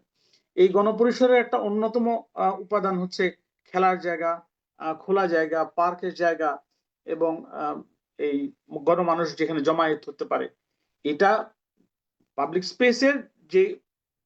স্পেসের যে প্রয়োজনীয়তা, সেটা হয়তো মানে কেন প্রয়োজন এটা আর ব্যাখ্যা করার কোনো প্রয়োজন এখন আর নাই, সবাই এটা জানে। এখন এটা কিভাবে আমরা আমাদের প্ল্যানের মধ্যে নিয়ে আসতে পারি, কিভাবে আমরা আমাদের রাজনৈতিক যে কমিটমেন্ট সেখানে নিয়ে আসতে পারি। আমরা বিআইপি থেকে গত সপ্তাহের আগের সপ্তাহে সম্ভবত আমরা একটা প্রোগ্রাম করেছিলাম যে আসন্ন নির্বাচনে যারা পার্টিসিপেট করছেন, যারা রাজনৈতিক দল, তাদের একটা কমিটমেন্ট আমরা পাওয়ার জন্যই মূলত ওই প্রোগ্রামটা করেছিলাম, যে তারা ম্যানিফেস্টোতে এটা কোন ধরনের ডিক্লারেশন তারা দিবে কিনা, এটা এক ধরনের পার্সু করা তাদেরকে। তো সেখানে আমরা দেখলাম যে সেই সময়টাতে তারা খুব বেশি মানে প্রিপেয়ার্ডও ছিল না, তাদের ম্যানিফেস্টো গুলো তখন ফাইনালাইজ করেনি। কিন্তু আমরা আমাদের বক্তব্যগুলোতে আমরা বলেছি এটা, যে পাড়া মহল্লা গুলো তৈরি হতে হবে একেবারে টেকসই ভাবে, এবং সেখানে স্বাস্থ্যসেবা, শিক্ষা এবং পাবলিক হেলথের যে সকল ইনফ্রাস্ট্রাকচার গুলো আছে সেগুলো সহই তৈরি হওয়া দরকার। তাহলে একটা সুন্দর কমিউনিটি তৈরি হতে পারবে। দিন শেষে পলিটিশিয়ানরা যারা রাজনীতি করছে তারাই সরকার তৈরি করে এবং তারা দেশ পরিচালনা করবেন। আপনারা এই আইডিয়া গুলো দিতে পারি বড়জোর, এবং মানে কোথায় খেলার মাঠটা দরকার অথবা কোথায় ফুটপাথটা দরকার, এগুলো আমরা বলতে পারি, কিন্তু দিন শেষে তারাই দেশ পরিচালনা করবেন। সুতরাং তাদেরকে এই মেইন স্ট্রিমিং করা, তাদের কান পর্যন্ত এই কথাগুলো পৌঁছানো, এটা খুবই জরুরি। আর আমার আগে যে দুজন বক্তা কথা বললেন, তারা খুব সঠিকভাবেই বলেছেন যে আমাদের একটা মেট্রোপলিটন কালচার আমাদের মধ্যে ঢুকে গেছে। এটা সারা পৃথিবীতে হয়েছে, আমাদের মধ্যে সবচাইতে বেশি হয়েছে। এবং টেকনোলজিক্যাল ইমপ্রুভমেন্টের সবচেয়ে খারাপ দিকগুলো সম্ভবত ডেভেলপিং ওয়ার্ল্ডে অনেক বেশি দেখা যায়, যেটা শিকার হয়তো আমরা আমাদের মধ্যেও এসেছে। আপনারা দেখবেন যে গ্রাম এবং শহরের এই জায়গায় কোনো ভিন্নতা নাই, প্রায় একই রকমের। মানে দিন রাত 24 ঘন্টা তারা ইউটিউব দেখছে, ফেসবুক দেখছে, মোবাইল দেখছে। তাদের যে পরিমাণ সময় তারা এই সোশ্যাল মিডিয়াতে, ইন্টারনেটের মধ্যে দিচ্ছে, তারা তাদের এই ফিজিক্যাল এক্সারসাইজ, খেলাধুলা, এগুলোর মধ্যে কিন্তু খুব একটা দেখা যায় না। এটা আমাদের জন্য একটা বড় ধরনের চ্যালেঞ্জও হতে পারে আগামীতে, বিশেষ করে এই পাবলিক হেলথের এই জায়গাটাই এটা হবে। কিন্তু আমাদের সরকারি এবং রাষ্ট্রকে এই জায়গাগুলোকে একটু সচেতন ভাবে মানুষকে কিভাবে খেলাধুলামুখী করা যায়, এবং এটা খেলাধুলামুখী হবে না যদি আপনার সেই অন্ততপক্ষে ইনফ্রাস্ট্রাকচারটা না থাকে। স্কুলগুলোতে যদি শুধুমাত্র বিল্ডিং বেস স্কুল থাকে তাহলে তো খেলার কোনো জায়গা থাকলো না। তখন তারা অটোমেটিক্যালি যে চর্চার মধ্যে ছিল, অর্থাৎ নেটে থাকা, সোশ্যাল মিডিয়াতে থাকা, সেই জায়গায় থাকবে। বরং আমরা কিভাবে উৎসাহিত করতে পারবো কর্মকাণ্ডগুলো বাড়ানো, খেলাধুলা, কম্পিটিশন, এগুলো যেন বাড়ানো যায়। তো আপনারা ডব্লিউবিপি ট্রাস্ট একেবারে গ্রাসরুট লেভেলে কাজ করেন, এটা আমার খুবই ভালো লাগে যে আপনারা একেবারে গ্রাসরুট লেভেলে আপনাদের যে ওই প্রোগ্রামটা তো আমার মানে খুবই ভালো লাগতো, হেঁটে স্কুলে যাতায়াত। এটা আমি আমার ব্যক্তিগত জীবনেও কিন্তু আমি আপনাদের এই শিক্ষাটাকে আমরা আমাদের পারিবারিক ভাবে আমরা ব্যবহার করেছি। আমার 2 মেয়ে স্কুলে যাতায়াত করতো কিন্তু হেঁটে, এবং আমরা আমাদের বাসাটা আমরা ব্যবস্থা করেছি তাদের স্কুলের কাছাকাছি, যাতে করে তারা স্কুলে যে মানে হেঁটে যে ফিরে আসতে পারে। তো এটা শুধুমাত্র যে মানে হেঁটে মানে এটা আমাদের একটা সিদ্ধান্ত তা কিন্তু না, এটা আমাদেরকে আরেকটা সুবিধা দিয়েছে, সেটা হচ্ছে আমরা দুইজনই চাকরিতে যাই, সুতরাং আমরা বুঝতে পারি যে তারা নিরাপদে বাসায় আসা যাওয়া করতে পারবে বা সময় খুব বেশি লাগবে না, সেদিক থেকেও এটা এটা ভালো ছিল। তো আপনাদের এই সচেতনতামূলক যে প্রোগ্রামগুলো আছে, অ্যাডভোকেসি গুলো আছে, এটা আমি ডেফিনেটলি মানে আমি স্বীকার করি যে কেউ না কেউ শুনছে, কেউ না কেউ মানছে, এটার একটা বাস্তবিক ফলাফল আছে। তবে পলিসি মেকার যারা আছে তাদের সাথে আমাদের মানে বসতে হবে, যেতে হবে। নতুন সরকার তৈরি হবে, তাদেরকেও আপনারা নিশ্চয়ই এগুলো জানাবেন। আপনাদের সাথে আমরাও আছি, অন্যান্য যে সকল পেশাজীবী প্রতিষ্ঠান আছে তারাও এই বিষয়ে আমার মনে হয় একই মতামত পোষণ করবে। আর শহর ভালো হোক, ছোট শহর বড় শহর সবগুলোর অবস্থা একই। আসলে আরেকটা কথা একটু বলতেও চাই, সেটা হচ্ছে যে আমি বাংলাদেশের অনেক উপজেলাগুলোতেও আমি দেখলাম চিত্র একদমই একই, সেখানেও কিন্তু খেলাধুলার জায়গা কিন্তু নাই। এই এই খেলাধুলার জায়গাগুলো একেবারে ধীরে ধীরে শ্রিঙ্ক করে গেছে। তো এই সব মানে বড় শহর ছোট শহর যেই খারাপ প্র্যাকটিসের মধ্য দিয়ে যাচ্ছে, আগামীতে উপজেলা শহরগুলো কিন্তু একই পথেই যাচ্ছে, যদি না আমরা একেবারে রাষ্ট্রীয়ভাবে একেবারে নরমেটিভ ডিজাইন করে না দেই, স্ট্যান্ডার্ডাইজ না করে দেই যে আমাদের শহরগুলো কেমন হবে, উপজেলা শহরগুলো কেমন হবে, সেকেন্ডারি সিটিগুলো কেমন হবে। আগামীর দিনের ভবিষ্যৎ কিন্তু সেকেন্ডারি সিটি, মেগা সিটি না কিন্তু। তো সুতরাং আগামীতে এই সেকেন্ডারি সিটিগুলো অন্তত পক্ষে যেন ভালো সুন্দর করে তৈরি হয়, সেই চেষ্টা আমরা নিশ্চয়ই সবাই মিলে করব। তো অনন্যা, আপনাকে ধন্যবাদ এবং ডব্লিউবিবি ট্রাস্টকে ধন্যবাদ, এবং আজকে যিনি পেপার প্রেজেন্ট করেছেন অধ্যাপক তুষারকান্তি রায়, তাকেও ধন্যবাদ। অনেক ধন্যবাদ স্যার। আপনার চমৎকার আলোচনা, প্রতিবারই আপনার আলোচনা থেকে আমরা দিক নির্দেশনামূলক অনেকগুলো জায়গা পাই। আজকে আবার জানলাম যে আপনি হেঁটে স্কুলে যাওয়ার ওই জায়গাটাকেও প্র্যাকটিসেও নিয়ে এসেছেন, এবং আমরা অনেকগুলো জায়গাতেই আপনার থেকেও স্যার পরামর্শ পাই। এর আগের প্রথম কনফারেন্স থেকে আমরা আপনাকে পেয়েছি। অনেক ধন্যবাদ যে আপনি এখন আমাদের সাথে আছেন, এবং আশা করব আগামী দিনের পথ চালাতেও আমরা আপনাকে সাথে পাবো। একটু আগেই বলছিলেন স্যার যে আমরা কেমন শহর চাই, আসলে সেখানে আমাদের লোকালাইজেশনের বিষয়টাও একটা ব্যাপার। একটা কথা স্যার কিন্তু খুব ভালো বলছিলেন যে আমরা এত বেশি সোশ্যাল মিডিয়া ইউটিউব গুলোতে সময় দিচ্ছি যে ফিজিক্যাল অ্যাক্টিভিটি গুলোর সময় পাচ্ছি না। শুধু ফিজিক্যাল অ্যাক্টিভিটির সময় পাচ্ছি তা নয়, পাচ্ছি না সেটা নয়, পাশাপাশি আমাদের কিন্তু অনেক বড় বড় সমস্যাও আমাদের এড়িয়ে এড়িয়ে যাচ্ছে আমাদের দৃষ্টি থেকে। অনেক কিছু হয়তো আমরা আমাদেরকে ব্যস্ত রেখে, ইউটিউব বা সোশ্যাল মিডিয়ায় ব্যস্ত রেখে অনেক বড় বড় জিনিস আমাদের সামনে থেকে নিয়ে যাওয়া হচ্ছে, যেটা আমরা হয়তো ধরতে পারছি না। সেই কারণে আমাদের কাছে মনে হয় যে আহ অনেক ডেফিনেটলি আমরা টেকনোলজির সাথে আগাবো, কিন্তু সেটা যেন এত বেশি হয়ে না যায়, টেকনোলজি নির্ভরতা যাতে এত বেশি হয়ে না যায়, যেটা আমাদের নিজস্ব সক্রিয়তা, নিজস্ব অধিকার, নিজস্ব বোধের জায়গা, নিজস্ব চিন্তার জায়গাগুলোকে এলোমেলো করে না দেয়, হারিয়ে ফেলতে না হয়। সুতরাং এই জায়গাগুলোতেও আমাদের সতর্ক হওয়ার দরকার আছে, নিজেদের চিন্তার জায়গাগুলো থেকে যাতে আমরা শানিত রাখতে পারি। সেই কারণে প্রতিটা জায়গারই পরিশীলিত একটা ইউটিলাইজেশনের দরকার আছে, ওইখানের উপরেও গুরুত্ব দেওয়া দরকার, ওই বিষয়গুলোর উপরেও। আমরা প্রায় শেষের দিকে চলে এসেছি আমাদের এই সেশনের। এই মুহূর্তে আমি আসলে যেতে চাই আমাদের যেই কনফারেন্সটা আজকে আমরা দিনব্যাপী যে কনফারেন্সটা করলাম, সেই কনফারেন্সটির একটি ডিক্লারেশন দাঁড় করানো হয়েছে। ডেফিনেটলি এখানে আমাদের ভাবি রেফারেন্স সাপোর্ট দিয়েছেন, আমাদের নাইমা আক্তার রয়েছেন, উনি মূলত খেটে এটা আসলে তৈরি করেছেন, project manager WB task Naima Akter, সাথে আমাদের টিম হয়তো কাজ করেছে, এবং মূলত নাইমা এটা কম্পাইল করার চেষ্টা করেছে সারা দিনের যেই বিশেষজ্ঞদের আলোচনা, সেই আলোচনার প্রেক্ষিতে পিক পয়েন্টগুলো নিয়ে, মূল পয়েন্টগুলো নিয়ে নাইমা এই ডিক্লারেশনটাকে দাঁড় করানোর চেষ্টা করেছে।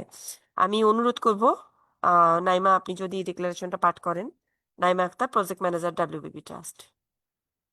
ধন্যবাদ অনন্যা আপু। আমি আমার আমার সঙ্গে শুধু আমি না, এখানে দেবরাজ ফ্রেন্ডসন আমাকে গাইড করেছেন, আমাদের ওয়ার্ক ফর বেটার বাংলাদেশ ট্রাস্টের অ্যাডভাইজার, এবং সেই সঙ্গে আমাদের পুরো টিম ছিল যারা আমাকে এই কাজে সাপোর্ট করেছে। তাদের সবাইকে ধন্যবাদ এবং কৃতজ্ঞতা। আমি আজকের কনফারেন্সের ডিক্লারেশনটি করছি।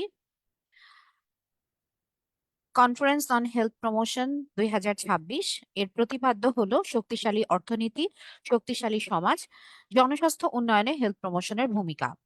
আমরা এই সম্মেলনের অংশগ্রহণকারীরা স্বাস্থ্য ও পরিবেশ বিশেষজ্ঞ, গবেষক, আইনজীবী, নগর পরিকল্পনাবিদ, শিক্ষক, শিক্ষার্থী, নাগরিক সংগঠন, পেশাজীবী, গণমাধ্যম প্রতিনিধি এবং তরুণ নাগরিকরা অনুধাবন করেছি যে স্বাস্থ্য শুধু চিকিৎসা নয়, বরং খাদ্য, পরিবেশ, নগর পরিকল্পনা, পরিবহন, কৃষি, শিক্ষা ও সামাজিক ন্যায় বিচারের সঙ্গে গভীরভাবে সম্পর্কিত। স্বাস্থ্য প্রতিটি নাগরিকের মৌলিক অধিকার।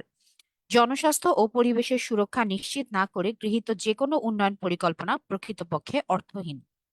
আমরা স্বীকার করছি যে বাংলাদেশের জনস্বাস্থ্য, অসংক্রামক রোগ, মানসিক স্বাস্থ্য সংকট, বায়ু, পানি, শব্দ দূষণ, অস্বাস্থ্যকর খাদ্য, অপরিকল্পিত নগরায়ন এবং শারীরিক পরিশ্রমের সুযোগের অভাবে গুরুতর চ্যালেঞ্জের মুখে।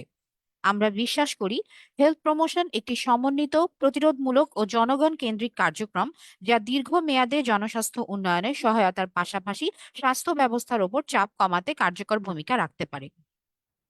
এই প্রেক্ষাপটে আমরা নিম্নোক্ত বিষয়ে ঐকমত্য পোষণ, অঙ্গীকারবদ্ধ এবং উদ্যোগ গ্রহণের সিদ্ধান্ত ঘোষণা করছি।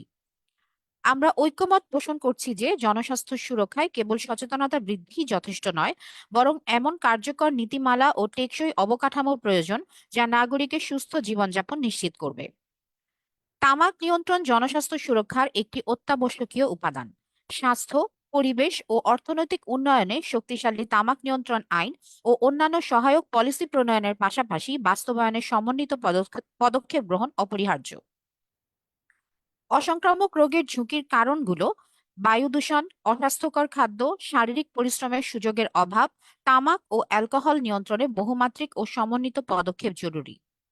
মানসিক স্বাস্থ্য বিকাশে সহায়ক পরিবেশ তৈরি করতে বায়ু ও শব্দ দূষণ মুক্ত সবুজ নিরাপদ নগর ও গ্রামীণ পরিসর অপরিহার্য, যেখানে সামাজিকীকরণের সুযোগ থাকা আবশ্যক।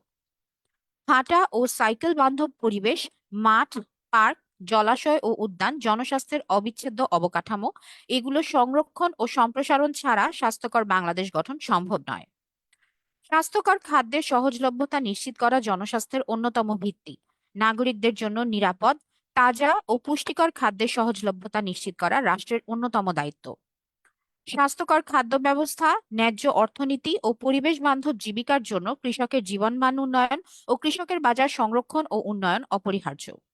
আন্তঃমন্ত্রণালয় সমন্বয় ছাড়া স্বাস্থ্য ও পরিবেশ সুরক্ষায় কার্যকর ফল অর্জন সম্ভব নয়।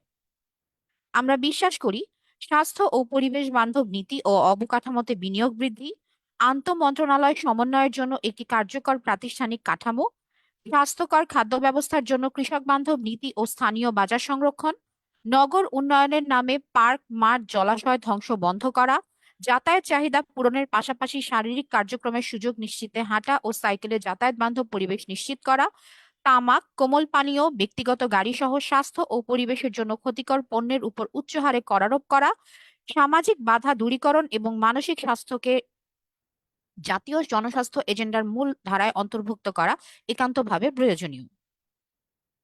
আমরা অঙ্গীকারবদ্ধ যে তামাক, কোমল পানীয়, অস্বাস্থ্যকর খাদ্য, ব্যক্তিগত গাড়ি সহ স্বাস্থ্য ও পরিবেশের জন্য ক্ষতিকর পণ্যের বিরুদ্ধে প্রমাণভিত্তিক ডকুমেন্ট প্রস্তুত এবং অ্যাডভোকেসি জোরদার করব। হাঁটা ও সাইকেল বান্ধব পরিবেশ, মাঠ, পার্ক, উন্মুক্ত স্থান ও সবুজ অবকাঠামো রক্ষা ও সম্প্রসারণে অংশগ্রহণ নিশ্চিতকরণ, নাগরিক সচেতনতা বৃদ্ধি ও সামাজিক আন্দোলন জোরদার করব। শারীরিক ও মানসিক স্বাস্থ্য সুরক্ষায় শিশু, নারী, বয়স্ক, প্রতিবন্ধী ব্যক্তি ও প্রান্তিক জনগোষ্ঠীর জন্য অন্তর্ভুক্তিমূলক ও নিরাপদ গণপরিসর এবং এলাকাভিত্তিক খেলাধুলার সুযোগ নিশ্চিত করার দাবি জোরদার করব। অস্বাস্থ্যকর খাদ্য নিয়ন্ত্রণ, খাদ্য উৎপাদন ব্যবস্থার মান নিয়ন্ত্রণ, নিরাপদ চাষাবাদ এবং স্বাস্থ্যকর খাদ্যের সহজলভ্যতা নিশ্চিতের দাবি জোরদার করব এবং মানসিক স্বাস্থ্য রক্ষায় ইতিবাচক পরিবেশ গড়ে তুলতে সম্মিলিত উদ্যোগ গ্রহণ করব। আমরা সিদ্ধান্ত গ্রহণ করছি যে হেলথ প্রমোশনে মুখ্য দায়িত্ব পালনের লক্ষ্যে এমন একটি প্রতিষ্ঠান গঠনের জন্য জাতীয় পর্যায়ে উদ্যোগ গ্রহণ করা হবে, যা সরকার সহ বিভিন্ন মন্ত্রণালয় ও সংস্থার সঙ্গে সমন্বয়ে কাজ করবে, তবে কার্যক্রম ও সিদ্ধান্ত গ্রহণে হবে স্বায়ত্তশাসিত এবং স্বাধীন। গবেষণা, নীতি উন্নয়ন, অ্যাডভোকেসি, কর্মসূচি বাস্তবায়ন ও অর্থায়নে ভূমিকা রাখবে। তামাক এবং স্বাস্থ্য ও পরিবেশের জন্য ক্ষতিকর পণ্যের উপর আরোপিত সারচার্জ অর্থাৎ কর থেকে প্রাপ্ত অর্থ হেলথ প্রমোশন কার্যক্রমে ব্যয় করা, জনস্বাস্থ্য উন্নয়নে ধূমপান ও তামাকজাত দ্রব্য ব্যবহার নিয়ন্ত্রণ সংশোধন অধ্যাদেশ 2025-কে আইনে পরিণত করা, অসংক্রামক রোগ প্রতিরোধ ও নিয়ন্ত্রণে সমন্বিত উদ্যোগ বাস্তবায়নের লক্ষ্যে 35টি মন্ত্রণালয়ের মধ্যে স্বাক্ষরিত যৌথ ঘোষণাপত্রের প্রতিশ্রুতি কার্যকর করতে অ্যাডভোকেসি কার্যক্রম জোরদার করা হবে। পাশাপাশি নগর পরিকল্পনায় হাঁটা ও সাইকেল বান্ধব পরিবেশ, পার্ক, মাঠ, জলাশয় সংরক্ষণ ও সম্প্রসারণকে অগ্রাধিকার দেওয়ার জন্য সমন্বিত উদ্যোগ গ্রহণ, বায়ু ও শব্দ দূষণ নিয়ন্ত্রণে স্থানীয় সরকার ও নাগরিক সমাজের অংশগ্রহণে কার্যকর উদ্যোগ গ্রহণ করা হবে এবং জনস্বাস্থ্য উন্নয়ন ও প্রতিরোধমূলক ব্যবস্থার গুরুত্ব তুলে ধরতে গণমাধ্যমে পরিকল্পিত এবং ধারাবাহিক প্রচারণা জোরদার করা হবে। আমরা আহ্বান জানাই সরকারকে হেলথ প্রমোশনকে জাতীয় উন্নয়ন অগ্রাধিকারে অন্তর্ভুক্ত করার জন্য, স্থানীয় সরকার প্রতিষ্ঠানগুলোকে স্বাস্থ্য ও পরিবেশ বান্ধব এবং ন্যায্য নগর ও গ্রাম গঠনের নেতৃত্ব দেওয়ার জন্য, নাগরিক সমাজ ও গণমাধ্যমকে জনস্বার্থে শক্তিশালী নজরদারি ও সচেতনতা তৈরির জন্য এবং তরুণ প্রজন্মকে স্বাস্থ্যকর ও ন্যায্য বাংলাদেশের আন্দোলনে সক্রিয় ভূমিকা রাখার জন্য। আমরা দৃঢ়ভাবে বিশ্বাস করি সুস্থ নাগরিকই অর্থনীতির মূল চালিকা শক্তি। সুতরাং জনস্বাস্থ্যকে অগ্রাধিকার দিয়েই আমাদের সমৃদ্ধশালী বাংলাদেশের পথে এগিয়ে যেতে হবে। সমন্বিত হেলথ প্রমোশনের উদ্যোগের মাধ্যমে একটি স্বাস্থ্যকর, ন্যায্য, বাসযোগ্য ও পরিবেশ বান্ধব বাংলাদেশ গড়ে তোলা সম্ভব। আজ 10 ফেব্রুয়ারি 2026 তারিখে সম্মেলনটি মূলত অনলাইনে ঢাকায় আয়োজিত হয়েছে এবং বাংলাদেশের স্বাস্থ্য ও পরিবেশ বিশেষজ্ঞ, গবেষক, আইনজীবী, নগর পরিকল্পনাবিদ, শিক্ষক, শিক্ষার্থী, নাগরিক সংগঠন, পেশাজীবী, গণমাধ্যম প্রতিনিধি এবং তরুণরা এতে অংশগ্রহণ করেছে। সম্মেলনের আয়োজক সংস্থাসমূহ হিসেবে উপস্থিত ছিলেন Bangladesh university of health science, Dhaka international university, state university of Bangladesh, Stanford university, First Capital University of Bangladesh, Daffodil International University, International Standard University, Khulna প্রকৌশল ও প্রযুক্তি বিশ্ববিদ্যালয়, Bangladesh cancer society, tobacco control research cell, Pathikrit foundation, arc foundation, বিসেফ foundation, প্রগতির জন্য জ্ঞান প্রজ্ঞা, development activities of society DAS, aid foundation, Prottasha মাদক বিরোধী সংগঠন, center for law and policy affairs trust, community social work protects and development foundation, social and environmental increasing analysis movement সিয়াম, institute of wellbeing Bangladesh এবং work করে better Bangladesh trust. আপনাদের সকলকে অসংখ্য ধন্যবাদ। ধন্যবাদ নাইমা। ইতিমধ্যে আমাদের কনফারেন্সের ডিক্লারেশনটা আপনারা শুনেছেন এবং কারা আয়োজনের সাথে আমরা ছিলাম প্রত্যেকের নামই নাইমা উল্লেখ করেছে। অসংখ্য ধন্যবাদ নাইমা। আমরা একদম কনফারেন্সের ক্লোজিং সেশনের একদম শেষ পর্যায়ে চলে এসেছি। আমি এই মুহূর্তে ক্লোজিং রিমার্কস এর জন্য অনুরোধ করব Saifuddin Ahmed, executive director, WBP trust. ধন্যবাদ অনন্যা। আসলে এই জায়গাতে এসে আমার খুব একটা কিছু বলার নাই, তার কারণ হচ্ছে যে দিনব্যাপী যারা আলোচনা করেছেন আজকের এই সম্মেলনে বিভিন্ন বিষয় ভিত্তিক, তো তাদের যে এক্সপার্টি এবং হচ্ছে যে পাবলিক হেলথ নিয়ে তাদের যে চিন্তা ভাবনা এবং হচ্ছে যে কার্যক্রম, এটা আসলে আগামী দিনে আমরা হচ্ছে যে আমাদের এই কার্যক্রম তথা হচ্ছে জনস্বাস্থ্যকে আমরা কোন জায়গায় দেখতে চাই, হ্যাঁ, তারা প্রত্যেকেই নিজ নিজ জায়গা থেকে এই জিনিসগুলো উপস্থাপন করেছেন।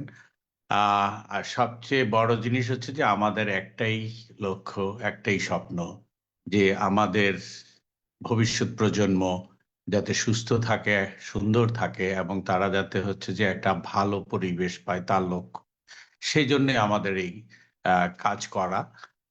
তো এই জায়গাতে এসে আমাদের যে নাইমা বিশেষ করে যে আজকে যে ডিক্লারেশনটা পাঠ করলো, এটা মূলত হচ্ছে যে সারাদিনে আমরা যে আলোচনাগুলো করেছি এবং হচ্ছে যে সেই আলোচনা থেকেই হচ্ছে যে মূল জিনিসটাই হচ্ছে যে তুলে ধরার চেষ্টা করছে এবং এখানে মূলত হচ্ছে যে আমাদের করণীয়গুলো মোটামুটি বলা যায় যে এগুলো চলে এসে এখন হচ্ছে যে আমাদের আসলে আজকের যে আলোচনাগুলো এবং হচ্ছে যে আমরা যেই ভবিষ্যৎ যে কাজগুলো আমরা আমাদেরকে এই কনফারেন্স নির্দেশনা দিল, আমরা আসলে সেই লক্ষ্যে হচ্ছে যে যে কর্মপরিকল্পনা তৈরি করে এগিয়ে যাওয়ার ক্ষেত্রে আমরা কি ভূমিকা রাখতে পারবো, যেখানে একটা হচ্ছে যে কোঅর্ডিনেশনের একটা বিষয় আসছে, তারপরে হচ্ছে যে নলেজের বিষয় আসছে। তো আমি বলবো যে রিসোর্স নিয়ে আমরা কথা বলবো না, কারণ হচ্ছে যে বর্তমান আমরা জানি আমাদের যে সংকট, আমাদের লিমিটেশনস গুলো আমরা জানি, কিন্তু কথাটা হচ্ছে যে সেই জায়গাতেই আমাদের অবস্থান থেকেই আমাদের হচ্ছে যে এই কর্মপন্থাগুলো নির্ধারণ করতে হবে। আর একটা জিনিস হচ্ছে যে আমরা জানি যে আমরা বা একটা ইন্টারিম গভর্নমেন্টের ভিতর দিয়ে আমরা যাচ্ছিলাম। আমাদের আগামী পরশুদিন জাতীয় নির্বাচন আসবে। এই জাতীয় নির্বাচনের পরে একটা বা কি বলে হচ্ছে যে নির্বাচিত সরকার আসবে, যার মেয়াদ 5 বছর থাকবে। তো অবশ্যই এই নির্বাচিত সরকারের পক্ষে যে জিনিসগুলো করা সম্ভব ইন্টারিম গভর্নমেন্টের সময় সেটা হয়তো সম্ভব, কিন্তু তারপর কিছু পদক্ষেপ যে বা আসলেই খুব বলিষ্ঠ ভূমিকা রেখেছে। হ্যাঁ, তো ওই জায়গাতে যেটা হচ্ছে যে আমরা বিশেষ করে তামাক নিয়ন্ত্রণ যেই আইনটা, এটা সংশোধনী একটা অধ্যাদেশ আকারে 2025-এর আমরা ডিসেম্বরে পেয়েছি। এটাকেও হচ্ছে যে আমরা ভবিষ্যতে যাতে আইন হিসেবে দেখতে পাই, এবং সংসদে যাতে এটা আইন হিসেবে পাশ হয়, সেই লক্ষ্যে আমরা অবশ্যই কাজ করব। তারপরে যেটা হচ্ছে আমাদের পরিবেশ, স্বাস্থ্য সুরক্ষায় যে বিষয়গুলো আলোচিত হয়েছে, প্রত্যেকটা বিষয়ই হচ্ছে যে আমরা প্রায়োরিটি দিয়ে কাজ করব। আর আমাদের আরেকটা যেটা হচ্ছে যে আমি বলছি যে পদক্ষেপগুলোর ভিতরে কিছু জিনিস আছে যেটাকে হচ্ছে যে আমাদের ক্যারি ফরওয়ার্ড করতে হবে, যেমন ইন্টারমিনিস্ট্রিয়াল এনসিডি প্রিভেনশন। এনসিডি হচ্ছে যে এখন আমাদের যে রোগের স্বাস্থ্যের জন্য যে সবচেয়ে বড় হুমকি, সেটা হচ্ছে যে নন কমিউনিকেবল ডিজিজ। হ্যাঁ, তো এই ডিজিজ বার্ডেনটা যাতে হচ্ছে যে আমাদের কমিয়ে আনতে পারি, সেই জন্য যে আন্তর মিনিস্ট্রিয়াল একটা ডিক্লারেশন, 35টা মন্ত্রণালয় অন্তত একটা জায়গায় একমত হতে পড়েছে যে তারা হচ্ছে যে অ্যান্টিসিডি প্রিভেনশন এখন কিভাবে কাজ করবে, কাকে নিয়ে কাজ করতে হবে, এই সিস্টেমটাকে হচ্ছে যে এই ডিক্লারেশনটাকে কিভাবে ওয়ে ফরওয়ার্ড করা যাবে, সেই কর্মপন্থা আমাদের নির্ধারণ করতে হবে। তো আমার কথাটা হচ্ছে যে আমরা কি করব বা কি করতে হবে, এই জায়গাগুলিতে কিছুটা হলো আমাদের এখন স্বচ্ছতা এসছে, সরকারের ভিতরে কিছু দায়বদ্ধতা এসছে, সরকারের চিন্তাধারা তো কিছু পরিবর্তন এসছে। তো আমি সে কারণে বলছি যে আমরা আমাদের গতি হয়তো বা কম, স্লো। তো আমি সেই জায়গা তারপরেও বলবো যে সেখানে যদি সুস্থ চিন্তার মানুষ থাকে, আর এটাকে যদি বারবার আমরা সামনে নিয়ে আসতে পারি, সরকার কোনো না কোনো ভাবে হচ্ছে যে ওই জিনিসগুলোকে হচ্ছে যে সামনে নিয়ে এসে কাজ করার ক্ষেত্রে ভূমিকা রাখবে। তো আমাদের আগামী সরকারের কাছে আমাদের এই প্রত্যাশা যেমন থাকবে, সেখানে হচ্ছে যে আমাদের নিজেদের ভূমিকাটাকেও কিন্তু আমরা ভাবতে হবে, কারণ হচ্ছে যে আমাদেরও দায় নেয়ার আছে। হ্যাঁ, সরকার একটা জিনিস করে দিল, একটা কাগজ করে দিল, ইমপ্লিমেন্টেশন ক্ষেত্রে কিন্তু আমাদের এই ভূমিকা বেশি। আর যে কোনো আইন কিংবা নীতি, এটা তখনই কার্যকর যখনই হচ্ছে যে ওটা আমি মেনে চলবো। তো সেই জায়গাতে হচ্ছে যে আমাদের নিজেদেরও সেই লক্ষ্যে কাজ করা এবং সেখানে ভূমিকা রাখার বিষয় রয়ে গেছে। তো আমরা আশা করি যে স্বাস্থ্য উন্নয়নে যে আমরা চাচ্ছি যে একটা আলাদা সরকার, একটা আলাদা বডি প্ল্যাটফর্ম তৈরি করবে, সেই প্ল্যাটফর্মটা ওভারঅল জনস্বাস্থ্যকে লক্ষ্য করবে। কারণ আমরা জানি এককভাবে স্বাস্থ্য মন্ত্রণালয় আসলে পুরো স্বাস্থ্যটাকে স্বাস্থ্যর দায়িত্ব নেওয়াটা খুব কঠিন। তারা হচ্ছে যে চিকিৎসার জায়গাটায় যেভাবে ভূমিকা রাখতে পারতেছে পুরো স্বাস্থ্য জায়গাটাকে, কারণ স্বাস্থ্যকে সবাইকে এগিয়ে আসতে হবে। বিশেষ করে যে মন্ত্রণালয়গুলো, অনেকগুলো মন্ত্রণালয় এখানে রেসপন্সিবল, এবং তাদেরকে তাদের রেসপন্সিবিলিটি গুলো কি সেটাও আমাদের কিন্তু তাদেরকে অ্যাডভোকেসির মাধ্যমে বোঝাতে হবে। আমাদের এই ক্ষেত্রে যদি কি বলে হচ্ছে যে প্রামাণিক দলিল লাগে, বিশেষ করে যদি স্টাডি করতে হয়, কোনো রিসার্চ করতে হয়, হ্যাঁ, বিভিন্ন ভাবে হচ্ছে যে তাদের এই জায়গাগুলিকে তাদের ফোকাস করতে পারে, সেইভাবে হচ্ছে যে তাদের সাথে যৌথভাবে কাজ করা। এবং আহ সেই জিনিস, আরেকটা জিনিস যেটা আমি বলে শেষ করব, যে আমাদের সবসময় হয় যে কোনো একটা কাজ করলে আমরা সবসময় বলি যে আমাদের হচ্ছে যে অর্থের একটা অর্থ কোত্থেকে আসবে। তো একটা নজির আমাদের আছে যে তামাক নিয়ন্ত্রণে, যেহেতু তামাক একটা ক্ষতিকর পণ্য, সেই ক্ষতিকর পণ্যের উপরে কিন্তু একটা হেলথ ডেভেলপমেন্ট সারচার্জ নামে 1% সারচার্জ আদায় করা হয়। সেটা প্রায় 400 কোটি টাকার মতো। তো এরকম তামাকের মতো ক্ষতিকর পণ্য আমাদের অনেক আছে। তো সেগুলোর উপরে যদি 1% 2% সারচার্জ আরোপ করা যায়, তাহলে হেলথ প্রমোশনে যদি সেই টাকাটা ব্যয় করা যায়, তাহলে হচ্ছে যে জনস্বাস্থ্যে আমরা হচ্ছে যে একটা বড় ধরনের উন্নয়ন কিংবা হচ্ছে যে চাক্ষুষ কিছু ডেভেলপমেন্ট আমরা দেখতে পারবো। তো আমি আশা করি যে এই সম্মেলন, আমরা যে উদ্দেশ্য নিয়ে এই সম্মেলনটা আয়োজন করেছি এবং যারা এর সাথে সম্পৃক্ত ছিলাম, হ্যাঁ, এই আয়োজক হিসাবে কিংবা হচ্ছে যে অংশগ্রহণকারী হিসাবে, আমরা আশা করব যে আমরা যে লক্ষ্য নিয়ে এই জায়গায় সম্পৃক্ত হয়েছি, আমরা ভবিষ্যতে একই লক্ষ্য নিয়ে কাজ করব এবং আমাদের জনস্বাস্থ্যকে আমরা একটা উন্নত জায়গায় নিয়ে যাব, যাতে হচ্ছে যে আমাদের জাতি এবং আমাদের রাষ্ট্র উপকৃত হবে। তো সকলকে আমরা ভবিষ্যতে একসাথে কাজ করার অঙ্গীকার নিয়ে আমরা আজকে এই সম্মেলনের সমাপ্তি ঘোষণা করছি। সবাইকে ধন্যবাদ। ধন্যবাদ ভাইয়া। একদম আমরা শেষে চলে এসেছি। আমি একটু ছোট করে জানিয়ে দিই, প্রায় অর্ধ শতাধিক বিশেষজ্ঞ আমাদের সাথে যুক্ত ছিলেন এবং সরাসরি আমরা একটা অনলাইন কনফারেন্স হলেও প্রায় প্রায় 300-র কাছাকাছি, 300 আমরা যাইনি, 300-র কাছাকাছি অংশগ্রহণকারী আজকের এই কনফারেন্সে ছিল। এবং একটি বিষয় কিন্তু আমরা সবাই একমত হয়েছি যে আমরা যে কাজগুলো করছি প্রত্যেকে আমরা জানি, প্রত্যেকেরই আমাদের নলেজের জায়গা রয়েছে, আমাদের কিছু স্ট্রেংথ রয়েছে, সেগুলো আমরা জানি। এখন দরকার একটি সমন্বয়, এবং সমন্বয়ের জায়গায় যে হেলথ প্রমোশন ফাউন্ডেশনের মতো একটি প্রতিষ্ঠান প্রয়োজন, সে জায়গাটাতেও কিন্তু আমরা অনেকে একমত হয়েছি। এবং এই প্রতিষ্ঠান যদি আমরা গড়ে তুলতে পারি, এরকম একটি প্রতিষ্ঠান যেটি কিনা সরকারকে সহায়তা করবে, রাষ্ট্রকে সহায়তা করবে, একটি রোগ প্রতিরোধের জায়গাকে শক্তিশালী করে একটি সুন্দর স্বাস্থ্য ব্যবস্থা গড়ে তোলার ক্ষেত্রে, তাহলে আমরা যে সংকট দেখছি সেটা থেকে উত্তরণের সম্ভাবনাটা আরো বেশি উজ্জ্বল আমরা দেখতে পাবো।